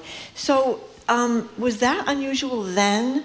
Because we think of all this name calling that goes on now is somehow says something about the 2000s, I guess, but that was a long time ago. Well, what happened then was it was the first time that the primary system had been used, so they're out on the campaign trail screaming at each other. Usually it happened in the conventions themselves, so it was contained. But now that's what the New York Times said. Everybody should blush that this is our system. We look like idiots, everybody yelling and screaming at each other. So it had started then. It was pretty bad then, but anyway, here we go. So Teddy Roosevelt, despite that incredible heroism, it didn't change the outcome of the race. Something which did change history, despite the horror of the moment, is what LBJ did and was able to do after the assassination of JFK. Can you share that with us? Yeah, I think I'll never be able to understand even more the respect we should have for what JFK's death did to LBJ and what he had to do. He told me, because I worked with him on his memoirs, and he talked to me about this, that everything was in chaos, that he knew that he had come from Texas, which was the home of the murderer, and then the home of the murderer of the murderer. Mm-hmm. He knew that people didn't trust him to become the president, that they didn't have good feelings about him, especially in the civil rights community. He knew he had to take the reins of power. So what he did was to make a bet that he would make a speech to a joint session of Congress that could somehow settle things down. And his advisors didn't agree with it. He said he was going to make civil rights the first priority in the country to pass the bill that JFK had wanted to pass. Interestingly, none of JFK's bills had gotten through the Congress at this point. There were talks about Congress is broken, we have to change it, it's dangerous, we can't do anything. And he promised that he would get all those bills through, but more importantly, what he's promising is, I'm going to take the memory of JFK and I'm going to make that part of who I am to get done what he would have done had he lived. So it was a very powerful speech. And that speech was just days after the assassination, wasn't it? That's right. And he had only that amount of time to think of what it would, to know what it might do if he said that civil rights was his first priority and it got stuck in the filibuster and he failed, then he would fail himself when he went before the electorate in 11 months. And his advisor said, don't do it. And then they said, you only have a certain amount of currency to expend, and you can't expend it on this. And then he famously said, then what the hell is the presidency for? And then he got the Civil Rights Bill through, and he got Medicare through, and he got aid to education through. And all of it, he said, was to make John F. Kennedy's memory. So he combined the inspiration of John F. Kennedy with his mastery in the Congress. And that was a great way to... And finally, there was an editorial by Reston in the New York Times in the spring. They said, the handsome stranger who was your first boyfriend is gone, and now the old boyfriend is back. And it's beer instead of champagne, and it's not as exciting, but he's getting things done. You know, not to leave the assassination focus here, but I wondered if there is any analogy between you mentioned the mastery in Congress of LBJ, and the relationships which Joe Biden has built up over the years that have helped him, at least in his first term, get so much passed that he couldn't, if Barack Obama, for example, could never get done. I think there's absolutely an echo in that, because here is Barack Obama, the inspirational speaker, the young guy that everybody feels an emotional connection to, and Biden comes in as the workaday guy again, who's able to get everything through but hasn't been able to develop that inspirational feeling for him. And I think there were tensions between the two, especially when Obama went for Hillary Clinton in 2016 rather than saying to Joe, you should run. But he feels like LBJ did, that sometimes that desire and that ability to master the Congress isn't respected as much as a big speech or a rhetorical thing like that. Well, you also wonder now, in retrospect, Obama probably was wrong, because Biden might have beaten Trump the first time. Yeah, it's very interesting to wonder about that. But I mean, those are the things. I mean, she lost by so little. Something else might have changed it. Anything might have changed it, it seems. Absolutely. You know, speaking of wonder and speculation, one more second on LBJ. I know this is total conjecture.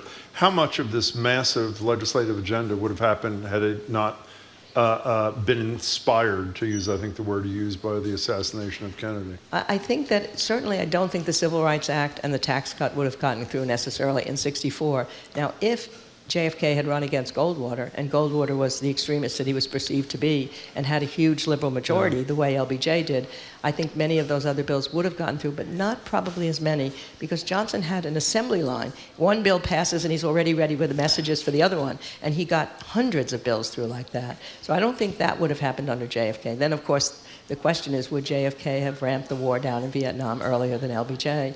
So in a certain sense, they're both the same sides of a coin. They both have strengths, they both have weaknesses. If you could clomb them together and we had John Fitzgerald Johnson, it would have been a great character.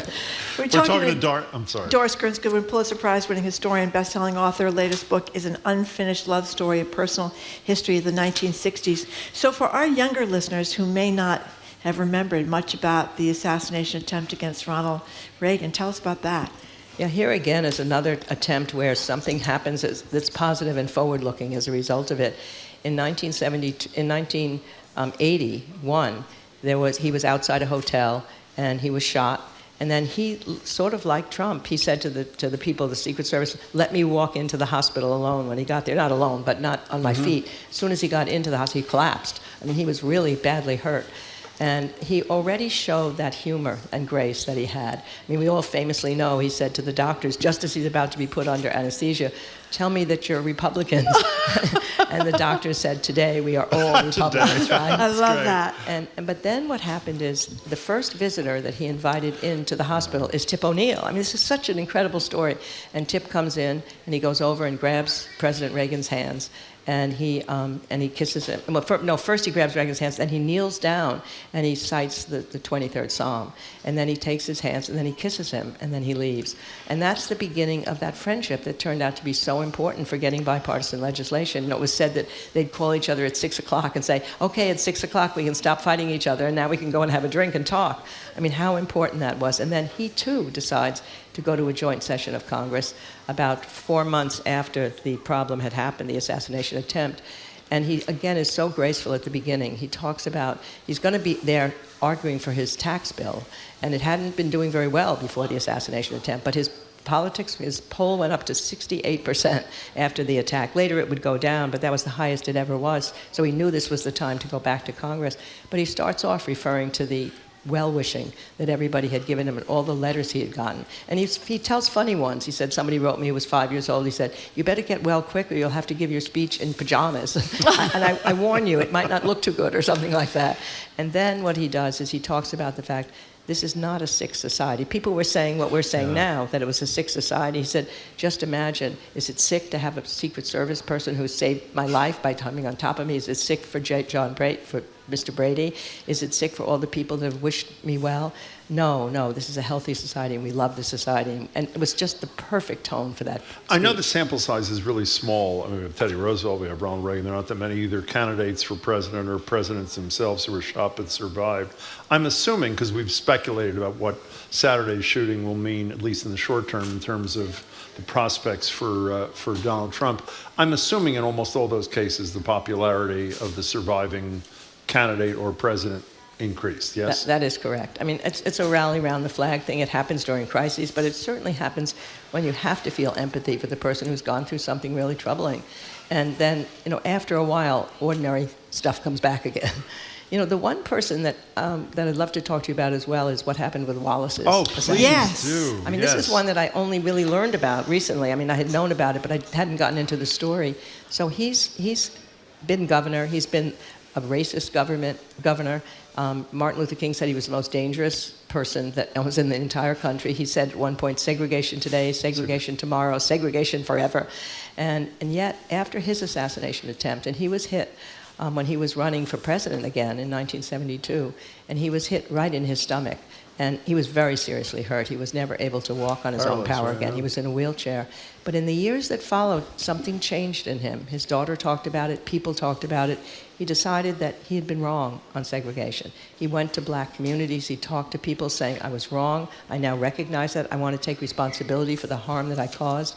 He ends up running for governorship again, and he gets 90% of the black vote. And then as governor, he's a good governor.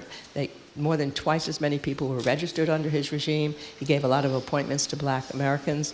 And he then, eventually, John Lewis writes when he dies that he had forgiven. He said, I will never forget what he did, but I've forgiven him. That's what the civil rights movement is all about. If somebody takes responsibility and they move forward, you've got to go with love, and that's what we do. So his is an extraordinary redemption story. Doris Kearns Goodwin, one last thing before we come to current events with you, which I think is one of the most moving moments in American history for a lot of reasons. After the assassination of Martin Luther King Jr., Bobby Kennedy is in 1968 in Indianapolis.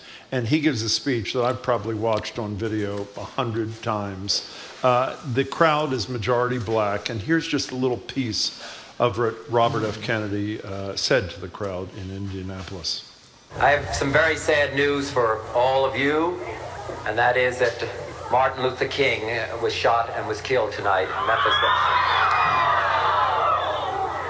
Martin Luther King dedicated his life to love and to justice between fellow human beings. He died in the cause of that effort. In this difficult day, in this difficult time for the United States, it's perhaps well to ask what kind of a nation we are and what direction we want to move in. Incredibly beautiful. What was the impact of what Kennedy had to say? I mean, this is one of those moments when you realize that words really matter, because he was telling everybody there, I lost a brother. I know you might be wanting revenge and hatred. That's not the way to go. We have to go through love, as he said.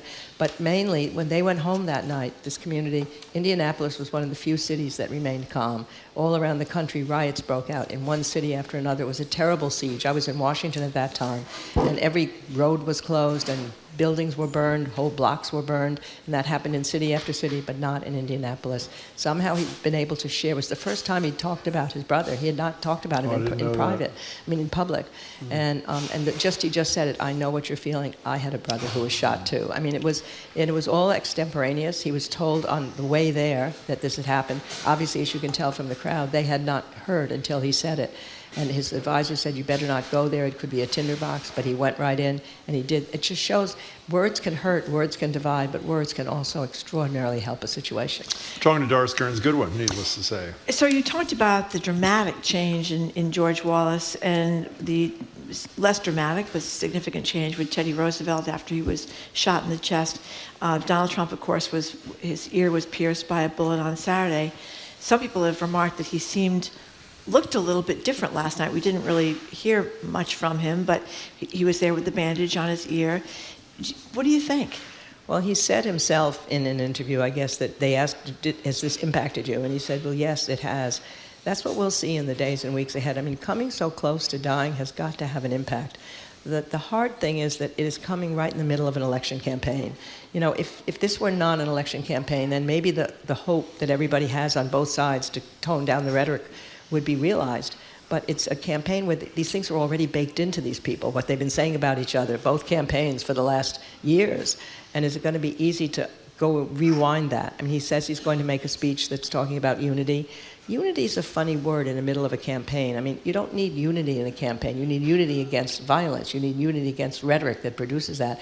But divisions open up, and that's a good thing to be able to fight for policy arguments on either side. But we could at least ask, I think, for decency, for compassion, for empathy, for the qualities that you should be having as you run against somebody. You see the other person as your opponent, not as your enemy. You see the other person as a human being. That's what they should both be talking about. By the way, Menendez is guilty on all 16 counts in the federal corruption trial. This is his second trial, by the way, bribery, obstruction of justice, acting as a foreign agent. And by the way, so much for the notion that Joe Biden controls the Justice Department, since this is a Democrat who is convicted. Don't forget the gold bars in the all over the house. Allegedly locked into the closet. Bedroom He closet. blames his wife for this whole thing, who has cancer, by the way. Love that quality in a person. Can we get back to this unity thing for a second? Marjorie and I discussed this a lot in the area yesterday. I don't understand how one lowers the temperature, to use an overused expression of the last several days, when one side, in my opinion, is credibly accusing the other side, the Trump side, as being an existential threat to democracy. How do you do that in a civil way that lowers the temperature, Doris Kearns Goodwin? I think it's really hard. I think that's what I'm saying. This is the hardest time for this to come. If it had come in the middle of a presidential time and things were calm, then you could somehow hope that rhetoric would change. There still is a tone that might be able to be changed, but they're going to have to make their divisions. They're going to have to make the arguments they've been making. In fact, just as Biden is claiming that the democracy is at issue, so sometimes the Trump people are claiming that democracy is at issue because of the Biden policies, right? Yes, they have. And you saw even in the first hours after the assassination attempt on Trump, that J.D. Vance, who's now going to be the vice president, was one of the first to say that it was Biden's campaign's fault. Mhm. I mean, that's the kind of stuff that maybe they'll try to have people stop saying. But they've got all these followers in both sides that are, you can't control people in a certain sense, but you can set a tone. And maybe we can hope that it'll be somewhat of a better tone. But as I'm saying, I feel less hopeful because it's right in the middle of a campaign. It's hard to change people's way of thinking. These things are all in their heads. They're going to come popping out. They say the same things over and over and over again. Doris Kearns Goodwin, I am not a fan of the former president, but it was an incredible thing he did after having his ear pierced by the bullet when the Secret Service were trying to move him, and he said, I want my shoes, didn't want to be barefoot or in his socks coming off the stage, and then he wanted them to wait while he put his fist up in the air. You've looked at a lot of presidents. I found that extraordinary that he could manage that at that particular moment. What do you think? I think it was too. I mean, that means that at that moment he's aware of the impression he wants to make as a former president, as a candidate for the presidency, and he's able to pull himself together and his emotions and his fears to do something that would calm the people who were watching that all those people in that rally, they needed to know he was okay. If he'd been escorted out, sort of limping along, or they hadn't allowed him to be shown, and that meant his head was up in the air, he was taking a risk. Again, who else might have been there? No, I think he should be honored for what he did that day. It was theatrical, it was dramatic, but it was the right thing for a president in hoping, or a president. He's always thought he's the former president. No, he's the president in hoping to do. And I think similar to Reagan. Similar to Reagan. That's why he wanted to walk into that hospital, even though he was obviously so hurt by that shooting that they said he almost fell on the floor. Luckily, the Secret Service agents were able to keep him from falling on the floor the minute he got inside, so nobody could see him. So, last few minutes, stay on current events if we can, Doris Kearns Goodwin. I think you said somewhere in Anderson Cooper or somewhere the other day that if Joe Biden was to step down, the perfect spot to do it was at his Saturday speech. I think it was Saturday, scheduled at the LBJ Library, which obviously was canceled. Here's a little sound from Lyndon Johnson announcing he would not be seeking re-election. It's from 1968. I do not believe that I should devote an hour or a day of my time to any personal partisan causes or to any duties other than the awesome duties of this office, the presidency of your country. Accordingly, I shall not seek and I will not accept the nomination of my party for another term as your president. One of the issues that everybody talks about, Barry Goldwater leading 3 Republicans in to see Richard Nixon. The next day, he stepped down. Joe Biden continues to say, including last night with Lester Holt, the decision has been made. He doesn't say these words. Nancy Pelosi doesn't have to wait for me to make a decision. I've done it. And then we all speculate, who does he listen to? Is it Jill Biden? Is it Hunter? Whoever. Who did Lyndon Johnson listen to? Well, what happened was a couple things. The Tet Offensive had occurred at the end of January, so the Vietnam War was in a tough place. And he was told by the generals that the only way we could get a stalemate, just a stalemate, was to send 200,000 more troops. Mm-hmm. So he decided he had to wind the war down. That was the first decision he made before he went and withdrew from the race. And then he realized that if I try to say I want to go to the peace table and I want to stop the bombing, which he was going to do, they won't believe me if I'm a political candidate. So that was made. It was certainly talked about with Lady Bird Johnson. She was his main advisor. He didn't talk about it to very many other people. It was a total surprise to most people, even the people on his staff. But what he was saying there, and that's what he got enormous acclaim for doing that. I mean, all of a sudden, his public opinion disapproval had been 58%. Now, the next day, it was 58% approval. It had flipped. He went around the streets. People are carrying signs, thank you, instead of signs, hey, hey, how many kids did you kill today? And more importantly, every editorial said he had put principle above politics, that after 37 years in office, this was the most unselfish act he had done for the country. And he was so happy. And then sadly, on April 3rd, first North Vietnam said they're coming to the table. Mm-hmm. And he had all the White House plane filled with everybody going over to Hawaii to start the talks. Then April 4th, Martin Luther King is killed. So fate keeps intervening time and again. That's why even now, it seems like we've been through so much that the campaign is set. All we can bet on is we have no idea what's going to happen between now and September and now and October and now and November. But for LBJ, it really was a moment that historians will give him credit for, because politics had been his whole life. His daughter Lucy said it was like political suicide for him to commit, to be able to say, I'm not going to be in public life anymore in that way. And he gets honored for it. Well, we're premature because we don't know what's going to end up happening with Joe Biden, but so far he said he's staying in the race. And you're an historian. He could be viewed as it looks like he's losing big time. He could be viewed as doing a very unselfish act for his country or not. Do you have any predictions, Doris Kearns-Goodwin? If you ask me 50 years from now, I'll tell you what he did. I'll come right back here and say, maybe even 1 year from now, I can tell you. It's really hard to know. I mean, I know there's lots of pressure on him to step down, not because he hasn't been a great president, but a good president during this period of time. He's gotten more done in one time. Although when he sometimes says, I've gotten more done than anyone since FDR, then I get mad because LBJ was there. LBJ, I was thinking absolutely. of you just last night, actually. But I think that the question would be if somebody could persuade him that he's been a great president for now, but are the concerns about his age and health such that it will hinder his chance of running? And what he's running for is an election that he thinks is more important than any other election. Democracy is at stake. He could then still be an elder advisor to the person who was going to run. He's always said, and this is what presidents always feel, I want to finish the job. And you understand that. Lincoln said that in 1864 when it looked like he wasn't going to win the election because the war was going still on and so many thousands of people dead. People thought emancipation was hurting the effort because the South would never come to the table so long as emancipation was on the issue. So they tried to make him compromise on it. The Republican big dogs came to him and said, unless you compromise on it, you'll lose the election in November. And he said then, I want to finish it. That's what any president wants, to have your own administration endorsed and to know you can finish the job that you started. But he said, I will not compromise on emancipation, even if I'm going to lose. And then, of course, Atlanta happens, and all of a sudden the mood of the North changes. He wins the election, but emancipation is intact. So when I heard those words from Joe Biden, I understood why he feels that way. But he could finish it with whoever the partner is that comes out, if they were going to run somebody else. And he could say, and then I can bring all my elder wisdom along, which it doesn't matter whether they're concerned about it, because I'm there with my wisdom.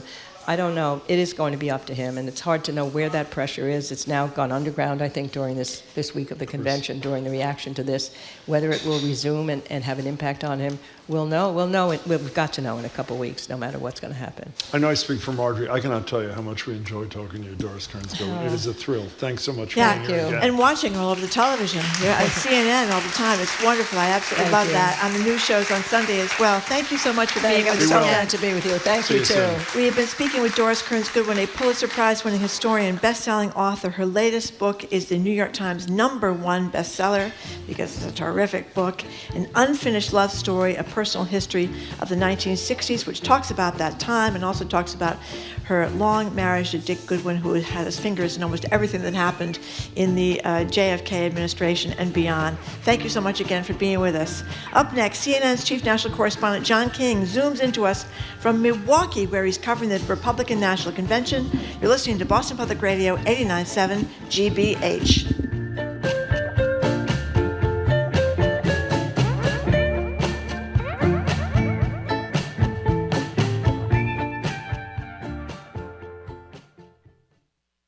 If you're a GBH sustainer, thank you. Your ongoing support keeps this station your reliable source for news and information any time of day. And if you've recently received a new credit card in the mail, we've made it easy to update your information. Just visit gbh.org/update and fill in your updated info to ensure you're continuing to keep quality journalism and smart conversations on the air in our community. That's gbh.org/update. Support for GBH comes from you. And Morningside Music Bridge, returning to Boston. The summer program shines a spotlight on young classical musicians from around the world, with concerts now through August 2nd at New England Conservatory. mmb.international. And National Grid, helping businesses work toward a sustainable future by offering guidance on heat pump solutions. Learn more about how heat pumps can help reduce greenhouse gas emissions at ngrid.com/future.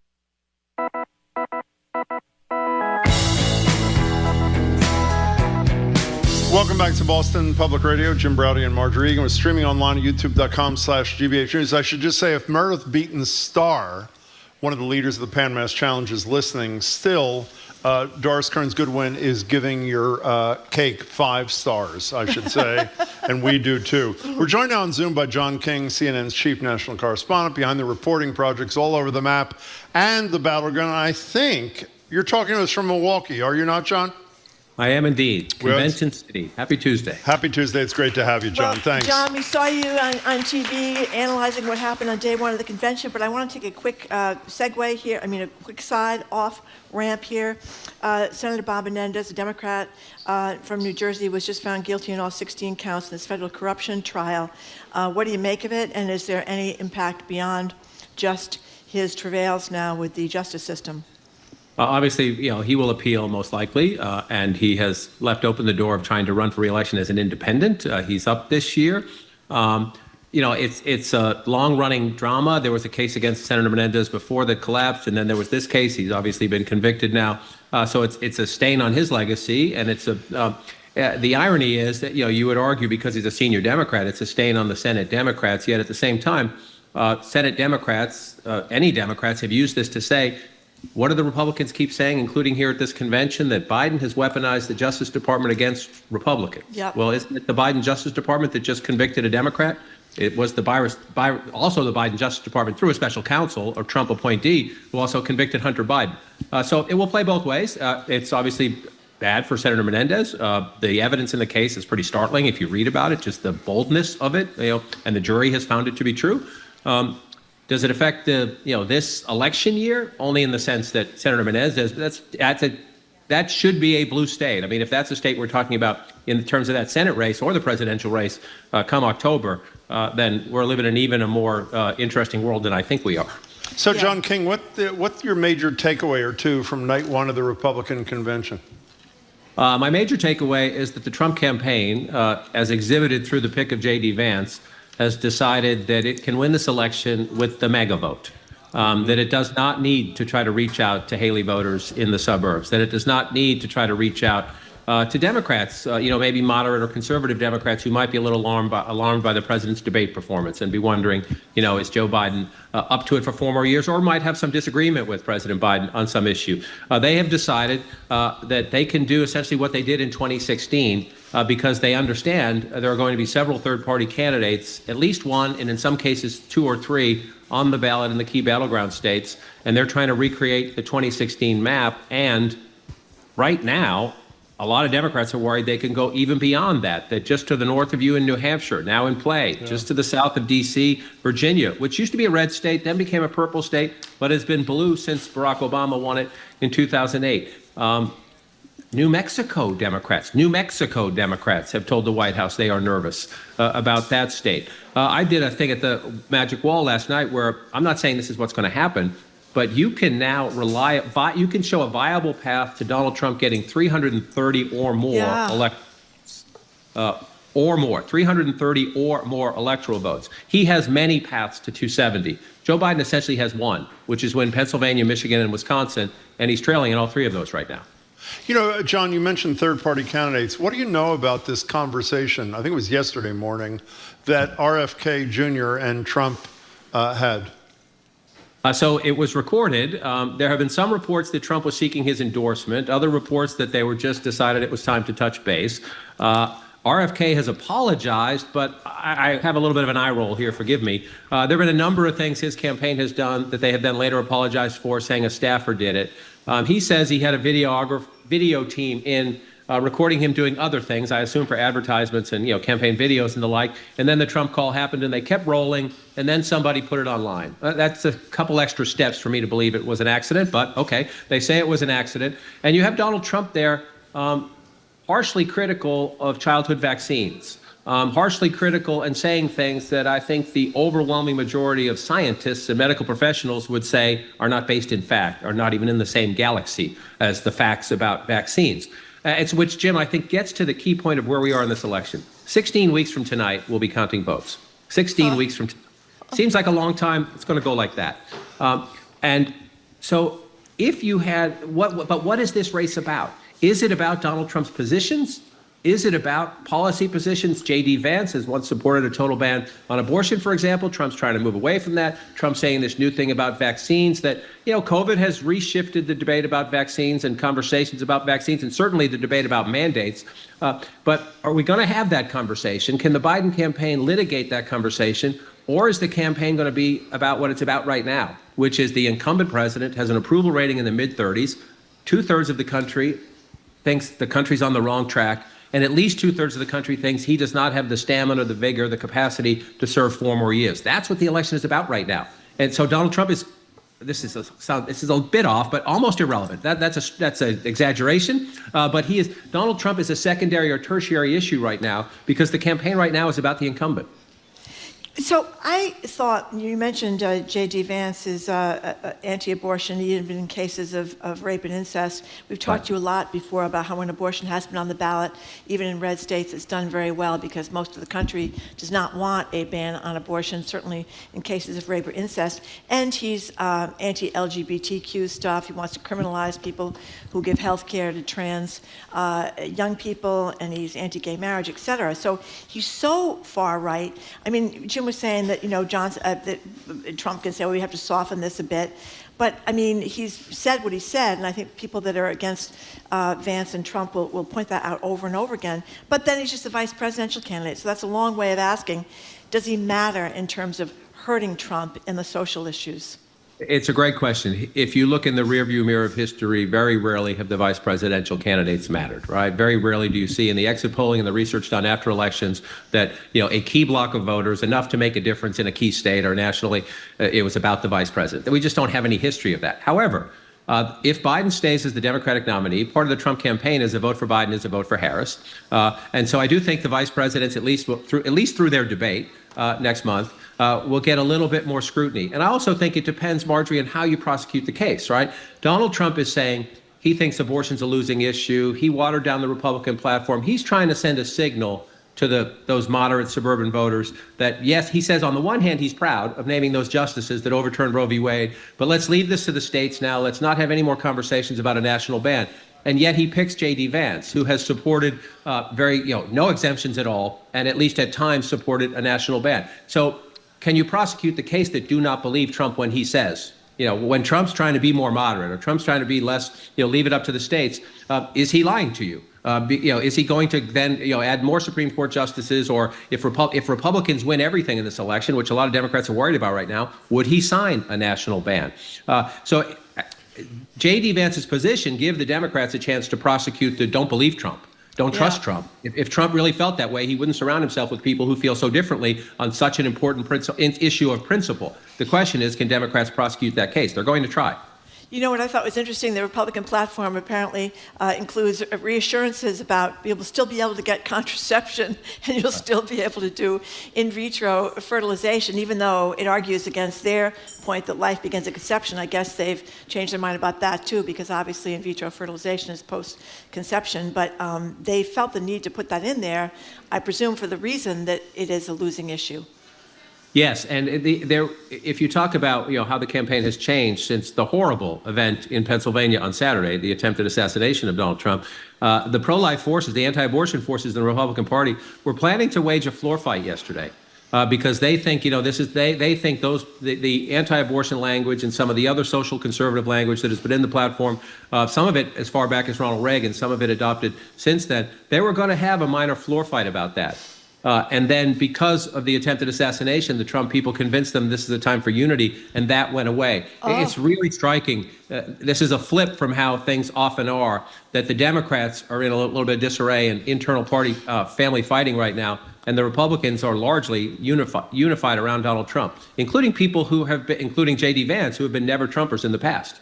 John King, we were talking to Doris Kearns Goodwin right before you, and she said that candidates for president and presidents themselves who survived assassination attempts there aren't that many, but have universally seen their positive numbers improve. Do we have any indication this close to, I guess, Saturday about what impact on the race this attempt at Donald Trump's life is likely to have? I would be careful to pour cement on anything we see in the data so far, Jim, because it's just, 100 hours or less than 100 hours, really.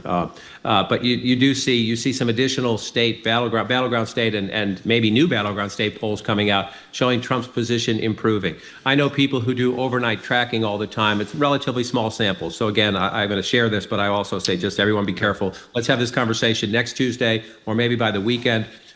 Where sympathy, empathy, Donald Trump's favorability numbers are up a little bit, or the negatives are down a little bit is probably the better way to put it. And that's perfectly understandable as human beings, whether you're a Democrat or Republican, whatever you think about independent, whatever you think about Donald Trump. What happened on Saturday is just not supposed to happen anywhere in the world, and it's especially not supposed to happen in what we say is the world's leading democracy, where we debate and we vote. We don't take violent means. And we also, I want to be clear, we don't know anything. We know very, very little about the shooter's motivation. So, there were people in the early hours, including J.D. Vance, trying to say this was Joe Biden's fault or this was the Democrats' fault. And I would there's zero evidence for that. What we do know is this was a troubled kid who was bullied in school, who decided to do this. And it was a gigantic is not a big enough word, security lapse in which there needs to be accountability. I covered the White House for 10 years, and when I saw the diagram of that area, and there was a sniper up on that roof, and there was nobody to stop somebody from getting up on that roof, it's the most glaring hole in presidential security I've seen in my lifetime. And there needs to be answers for that, too. But politically, Trump is going to benefit, without a doubt, in the short term. The question is, does it last? And can he, this sounds crass, but he has an opportunity with this convention to take enormous advantage of the moment. He was leading anyway. He was leading going into the debate. He was leading more coming out of the debate because of the president's performance.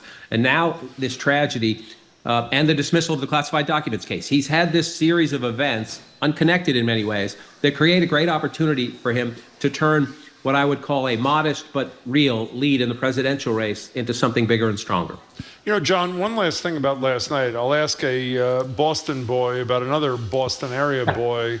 Sean O'Brien from Medford, president of the Teamsters Union, is quoted in a Globe story the morning that he spoke, yesterday morning, saying that Joe Biden had been a, quote, great president for organized labor. In fact, most union people say the best president for workers and labor of our lifetimes.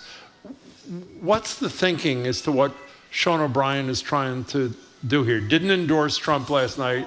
He's hoping he gets an invitation to speak at the Democratic Convention, which he has not yet received. What's the game plan here? He trashed the establishment Republican Party in that speech, and he called for many things that are abhorrent to most establishment Republicans. But he talks to Dana White, the UFC guy, who's a friend of Donald Trump. They have this macho thing going on, and I think he's trying to leverage his power into the I hate them all. He's right about, look, this is just a fact. That Joe Biden is the most pro-labor, pro-union president in my lifetime. I've been doing this for almost 40 years. That's just a fact based on policy. That's not a political statement. Mm-hmm. You can agree or disagree with that. If you don't like labor unions, then be mad at Joe Biden because he loves labor unions and he's done a lot to help them. Yeah. It's a very interesting play by the president of the Teamsters, who, I was trying to tell some of my colleagues, we say MEFA in Dorchester. we go past the D. We go past the D pretty quickly. And I say that as someone who lived very briefly in Medford when I was based in Boston. I didn't know that. It was an right? What is he trying to say? Yes, he says Joe Biden's the most pro-labor president, a great president for labor, but he's also speaking at Trump's convention, which is kind of a warning shot at the Democrats that don't count on anything. There's a big revolt within the Teamsters. His deputy doesn't like the fact that he was there. The African-American factions in the Teamsters Union don't like the fact that he wanted to speak at the Republican convention. But it's a power play, and essentially, a couple of weeks ago, I went and spent some time with auto workers in Michigan, on labor issues there with Biden, but sometimes it's guns, sometimes it's these cultural issues. Marjorie was just talking about whether it's abortion or trans. They're more conservative. And, he was essentially giving his members, by showing up there, you're essentially saying it's okay by me if you vote Republican. Yeah. The other thing I wondered about is, in this convention, is what Nikki Haley says. I mean, she wasn't invited. Now she's been invited. She did get some votes, obviously not enough to make a difference in the primaries. But what's her role? This, to me, Marjorie, tonight is fascinating in the sense that you have a number of you have Ron DeSantis and Nikki Haley speaking among the candidates who ran against Trump, and you have some Senate candidates as well. many of whom are Trump acolytes. Look, Trump has changed the party. I'm in this. This is my 19th major party convention. Wow. I've been since 1988, and this is Donald Trump's hall. I see like Ron Kaufman, a longtime Republican National Committee member from Boston, former close friend of George H.W. Yeah. Bush, going back to the Reagan days, a top aide to Mitt Romney when he ran for president. He's at Donald Trump's convention. Is he a Trump guy? Of course not. But Trump has forced people to make a choice. If you want to be in the party, back me, or at least keep your mouth shut about the things you don't like about me, or else I'll knock you off the Republican National Committee. I won't let you win a delegate seat. You're out of here. So people have to make a choice. So in Haley tonight, she's going to give a speech. She's going to say Biden is weak, so it's important to vote for Trump. She is sort of the last one left clinging in what I'll call the Reagan, Bush, and even Bush-Cheney Republican Party. J.D. Vance says don't give any aid to Ukraine. What did Nikki Haley campaign on? Yep. We need to stand with Ukraine. Yep. So she's almost an anachronism and a reminder that Republican Party is dead. Donald Trump, forgive my language, kicked its butt in the primaries. DeSantis is kind of in the middle, right? He kind of presented of himself as like not as out there as Trump, but I can appeal to the Trumpy people, and I can also appeal to old school establishment, the old Republican Party. Well, this walking around that hall, guys, I can tell you that party doesn't exist anymore. And so I'm kind of, Nikki Haley wants to have a future in what she hopes will be a post-Trump Republican Party. The Vance pick tells you Donald Trump wants the post-Trump Republican Party to be the Trump Republican Party, to stay Trumpy. A 39-year-old guy who is with Trump on the big issues, who's against a lot of traditional Republican positions, a populist, not an establishment, not a Chamber of Commerce guy. To me, it's fascinating. Nikki Haley's trying to plant seeds for her future, even as she tries to, in her mind, do the right thing. But look around. I mean, if you look around the room, I mean, she won Vermont. That was it. She won Vermont in the District of Columbia, and it's Donald Trump's party. Period. So, John, last thing from us, the consensus of virtually everybody is that any effort by fellow Democrats to convince Joe Biden not to run for re-election was at least publicly on hold in the wake of the assassination for a few days, then the Republican convention. Marjorie and I were talking about before, even if it were to reinvigorate itself, for lack of a better expression, there's almost no time left for anything to happen, whether it's the James Carville town halls or the mini primaries of Jim Clyburn. What's the thinking as to whether or not this is over and Biden's the nominee, or if it's going to resurface come this weekend? It will resurface. The question is, will it have any effect when it resurfaces? There are a lot of private efforts. I reported on one last night, a veteran Democratic pollster sending daily memos to the White House, making the case you can't win. And not only can't you win, you're going to take out the whole party. We're going to lose the House. We're going to lose the Senate. We're going to lose governor's races because of the president standing right now. But the president said only he'd have to get hit by a train. That's what the president told Lester Holt yesterday. I'd have to get hit by a train to not be in the race. And so I would take him at his word. That's how he feels. There's a last-ditch effort being organized today to try to stop. The Democrats want to move ahead with the nomination process because of some state laws. They want to actually do the nomination vote before the actual convention so that Joe Biden's on the ballot in certain states because they have the convention scheduled so late. Mm-hmm. Some states have deadlines. You have to have a nominee beforehand. So that's supposed to be next week. And the Democrats there's some Democrats trying to slow or stop that process to keep that from happening. I don't know that they can muster the force to do so if the president continues to say, I'm not going anywhere.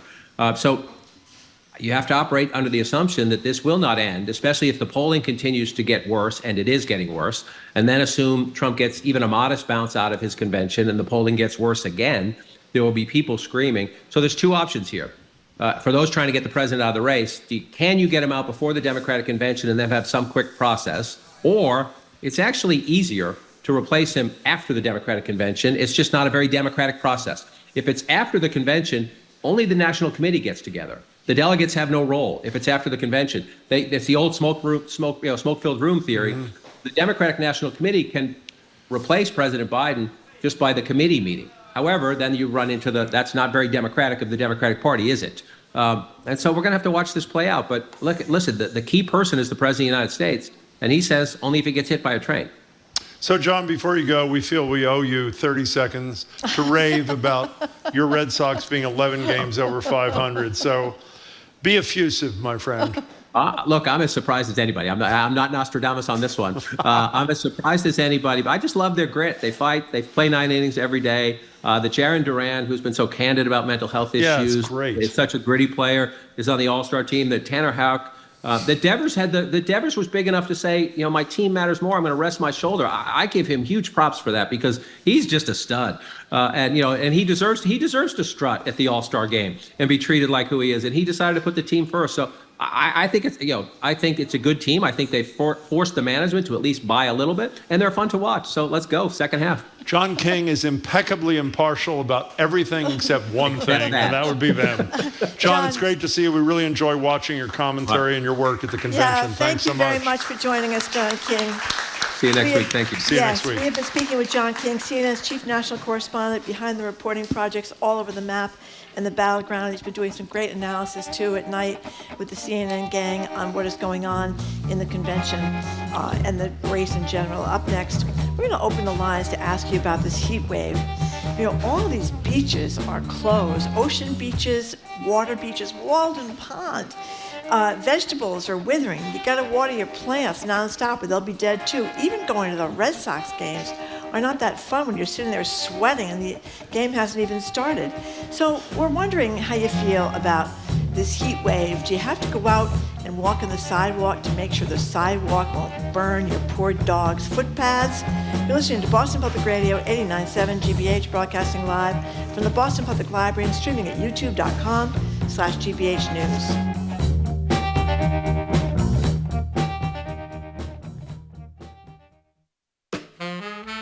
Coming up on The Culture Show, The Million Year Picnic. The legendary comic book store and Harvard Square fixture turns 50 this summer. Longtime owner Tony Davis joins Edgar B. Herwick III to talk about all the ways they're marking this moment. Plus, we voyage into the depths of human imagination by way of sea monsters.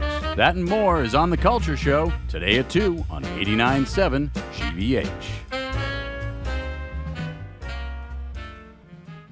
Funding for our programs comes from you. And Comcast Business, committed to providing connectivity for your business with network and cybersecurity solutions. Comcast Business, powering possibilities. Restrictions apply. To learn more, you can call or visit comcastbusiness.com. And the Massachusetts Educational Financing Authority, providing resources and tools to help you navigate the college planning process, including customized plans of savings, loans, and guidance. More information at mefa.org.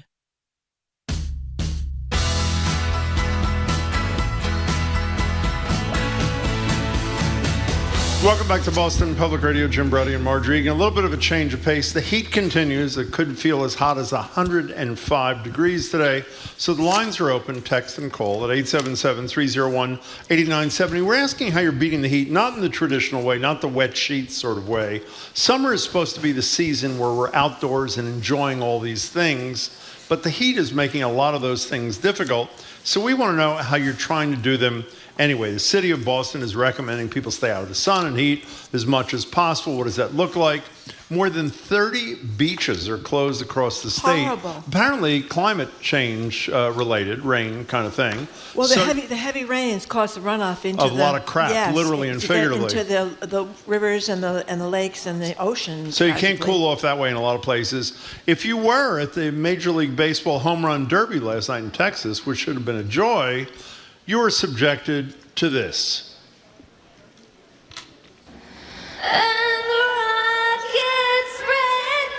The bombs bursting air gave proof through the night that our flag was still there. Obviously affected by the heat. In any case, so what are you doing to continue to enjoy the best of the summer, which is my favorite season, when almost all the summer kind of activities are inhibited because of the heat? The number is 877-301-8970. It's too hot to go on your back porch. We both love our back porches. Horrible. We spent hundreds, if not thousands of dollars on. You can't walk your damn dog because your dog's paws are going to get burnt by the sidewalk kind of thing. You can't do my favorite thing in the world unless you're really tough.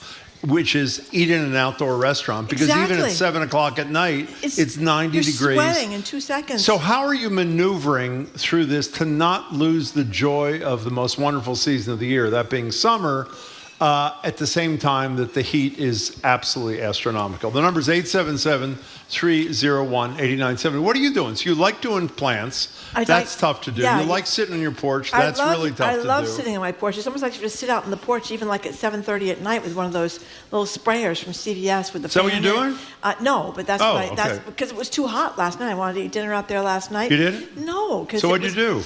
I sat in the house and ate Oh, dinner that's like very it was sad. February. It was really pathetic.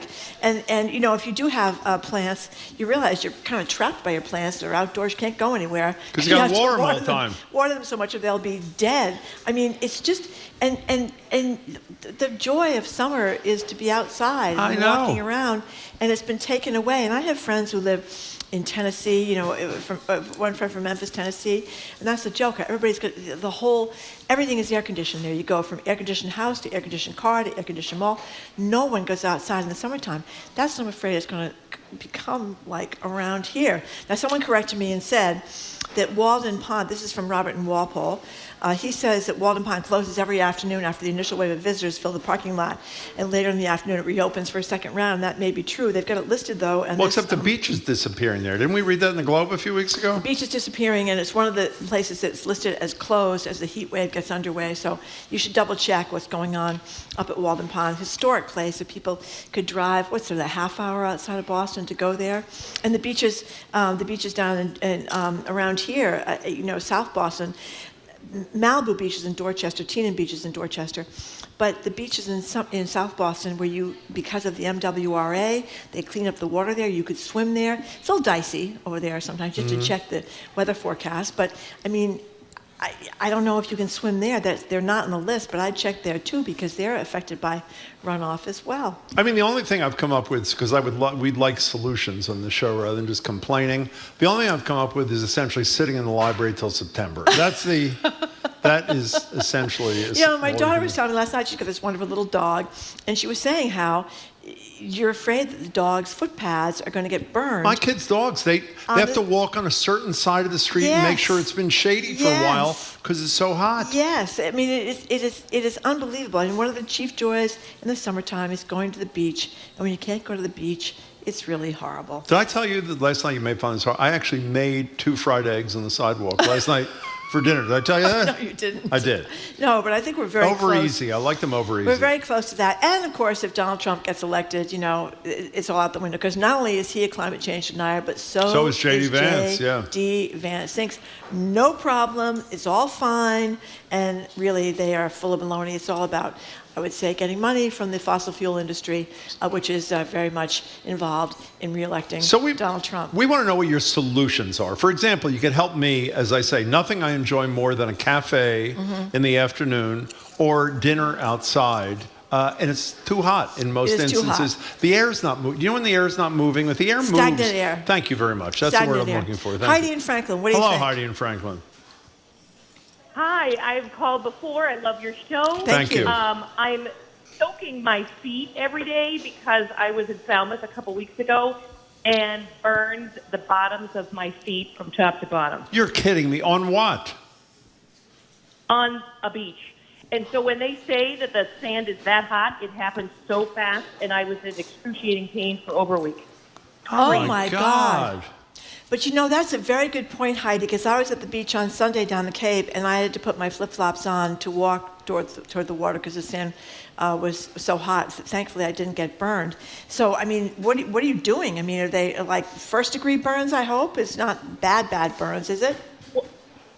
Well, I went to urgent care down there, so I'm sure they see it. That's the first thing the doctor said. Yep, you got a severe burn, probably an infection from the water. Oh! And I just been soaking it with Epsom salt, like old school, but Tylenol.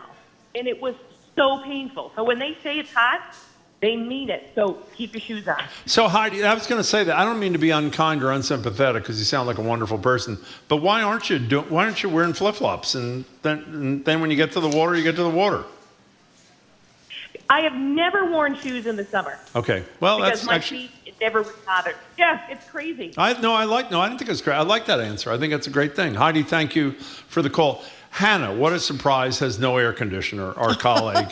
I have to sit outside because no air conditioner, but it can only take like 10 minutes before I get thirsty. So how about taking a drink out with you, Hannah, to the outside? Then you don't have to go back inside after 10 minutes. These are solvable problems in my estimation. Have you gone out to eat in this incredible heat? No. Because not of the heat or because you don't give a damn? Well, no, I don't go out to eat as much as you do, Jim, but I have not gone out to eat.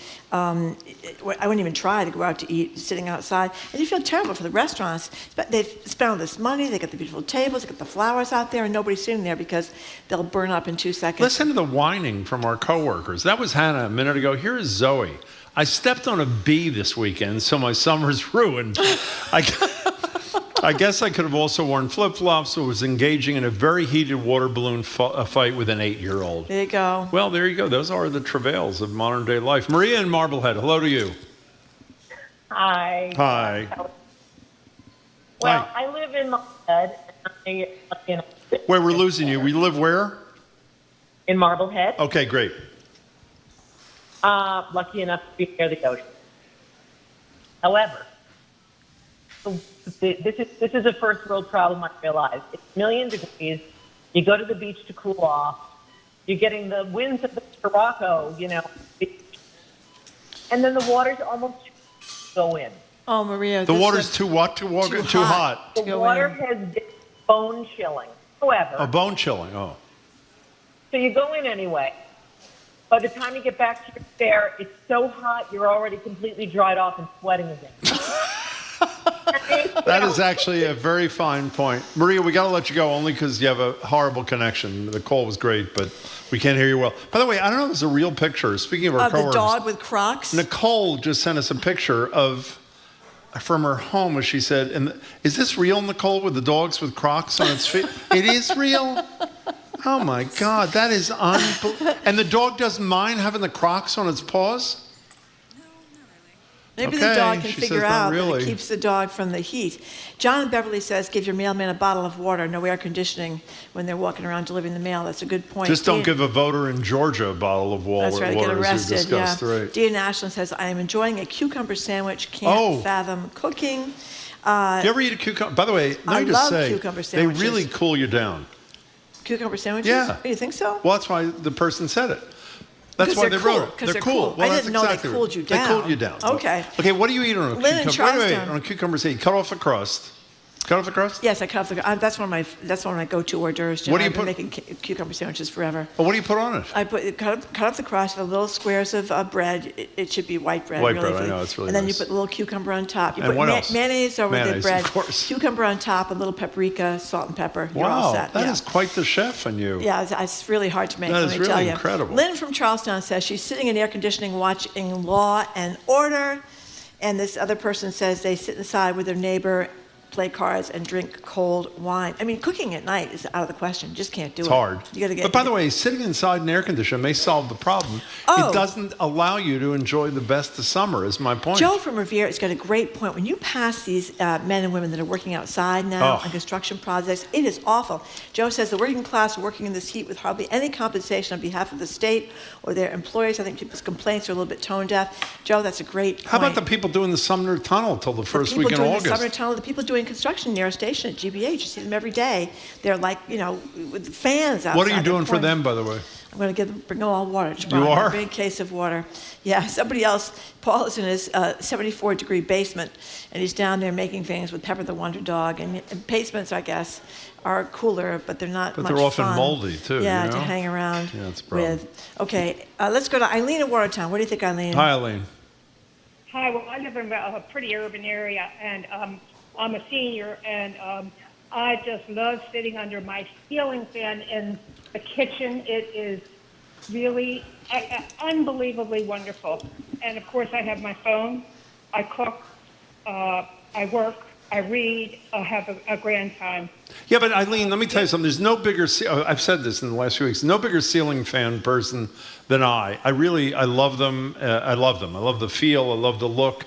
But it doesn't get you outside. And isn't outside the whole point of summer kind of thing, or no? Well, it is until it's heat waves. No, that's brought on that's a by good point. our Okay. famous Mr. Trump, who calls climate change a hoax. He does, yeah. So as soon as the heat wave is over, I will be out there. Thank you, Eileen, for your call. We appreciate it. Dan Randolph says something similar. He says, with continued global warming, these are going to be the good old days. And sadly, that is the prediction. I think the prediction for the Northeast is going to be really hot and really humid and rainy in the summer. So we can all look forward to that. By the way, I feel bad now. We played that incredibly horrible rendition of the national anthem by Ingrid Andress last night at the Major League Baseball Home Run Derby. And she's tweeted that she was drunk during her botched national anthem, checking herself into rehab.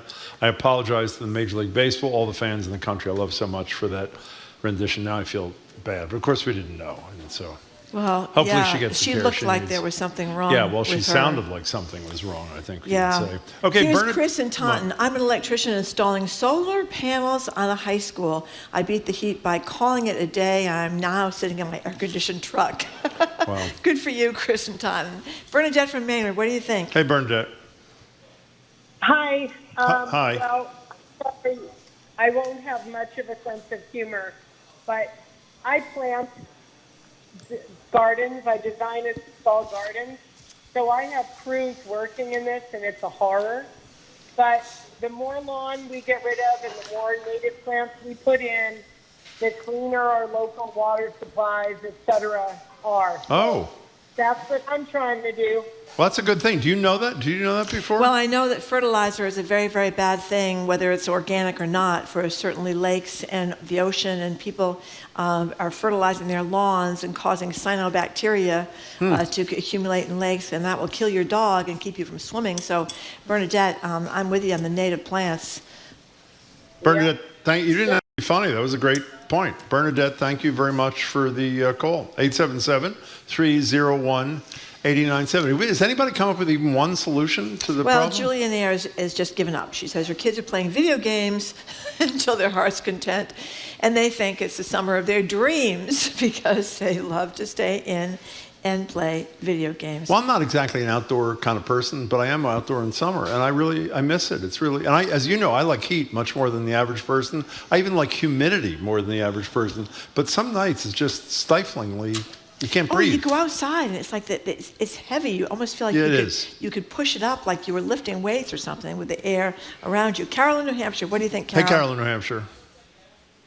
Hello. Well, I was going to say I'm staying in the house a lot because it's so hot. It's 95 here in New Hampshire. Yeah. And but I've got a nice cooler on my front steps for the delivery guys, and there's lemonade, there's water, and that's about all I have in there today.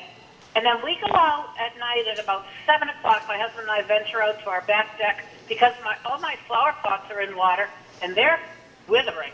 But I do, water them when I can. We have a watering van. 4 days a week, you cannot use any water outside. Today's the day we can use water. And basically, that's about it. And other than that, we're doing nothing. Reading and staying in the house. Carol, you're an honest woman. Thank you for the call. We appreciate it. Jim in Rockport says, I am sitting in the beach in a chair up to my butt in the ocean. Only way to beat the heat. That's a good one. You see a lot of people doing that at the ocean. They have their little beach chairs right down there. And I love they're doing about that. 6 inches into the water. You do that? No, I don't. What do you do?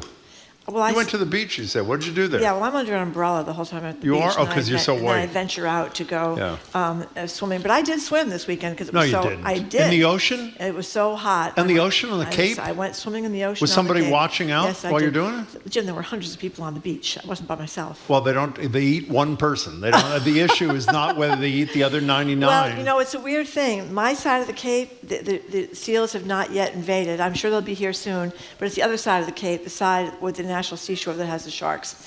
The other side of the Cape where I am does not have any seals We're yet. out of time. Oh, we're out of time. We're out of time. Okay. Well, This is we'll where you just- we'll just apologize wrap to all the this up callers. by saying it's hot outside. Thank you. It is Now, very that is really hot incredible. Thank you for outside. that. But thank you very much for listening to Thank you another very edition much. of Boston Public Radio. Thank you to the people that came down to the Boston Thank you for coming. We appreciate Public that. Library. I want to tell you a little bit about what we're doing tomorrow.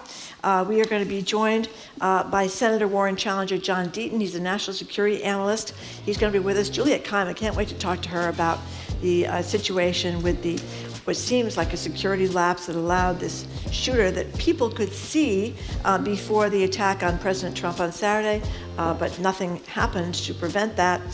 Author John Spooner, he's got a great book about advice he has given and gotten from very successful women. We have a renewable energy panel with Hans Detweiler of Jupiter Energy and Joe Curtatone of the New England Clean Energy Council, and Boston Globe writer Chris Nuther on the best mini golf course in New England. We're also going to ask him about his love life. Are we ever? Since From Shirley love Young letters. detailed. No. I'm sorry. Meredith Goldstein. Meredith Goldstein. Love letters. Who detailed his, that's right, who detailed his love life from high school right on through the current time. Anyway, our crew is Zoe Matthews, Aidan Comley, Nicole Garcia, Hannah Loss.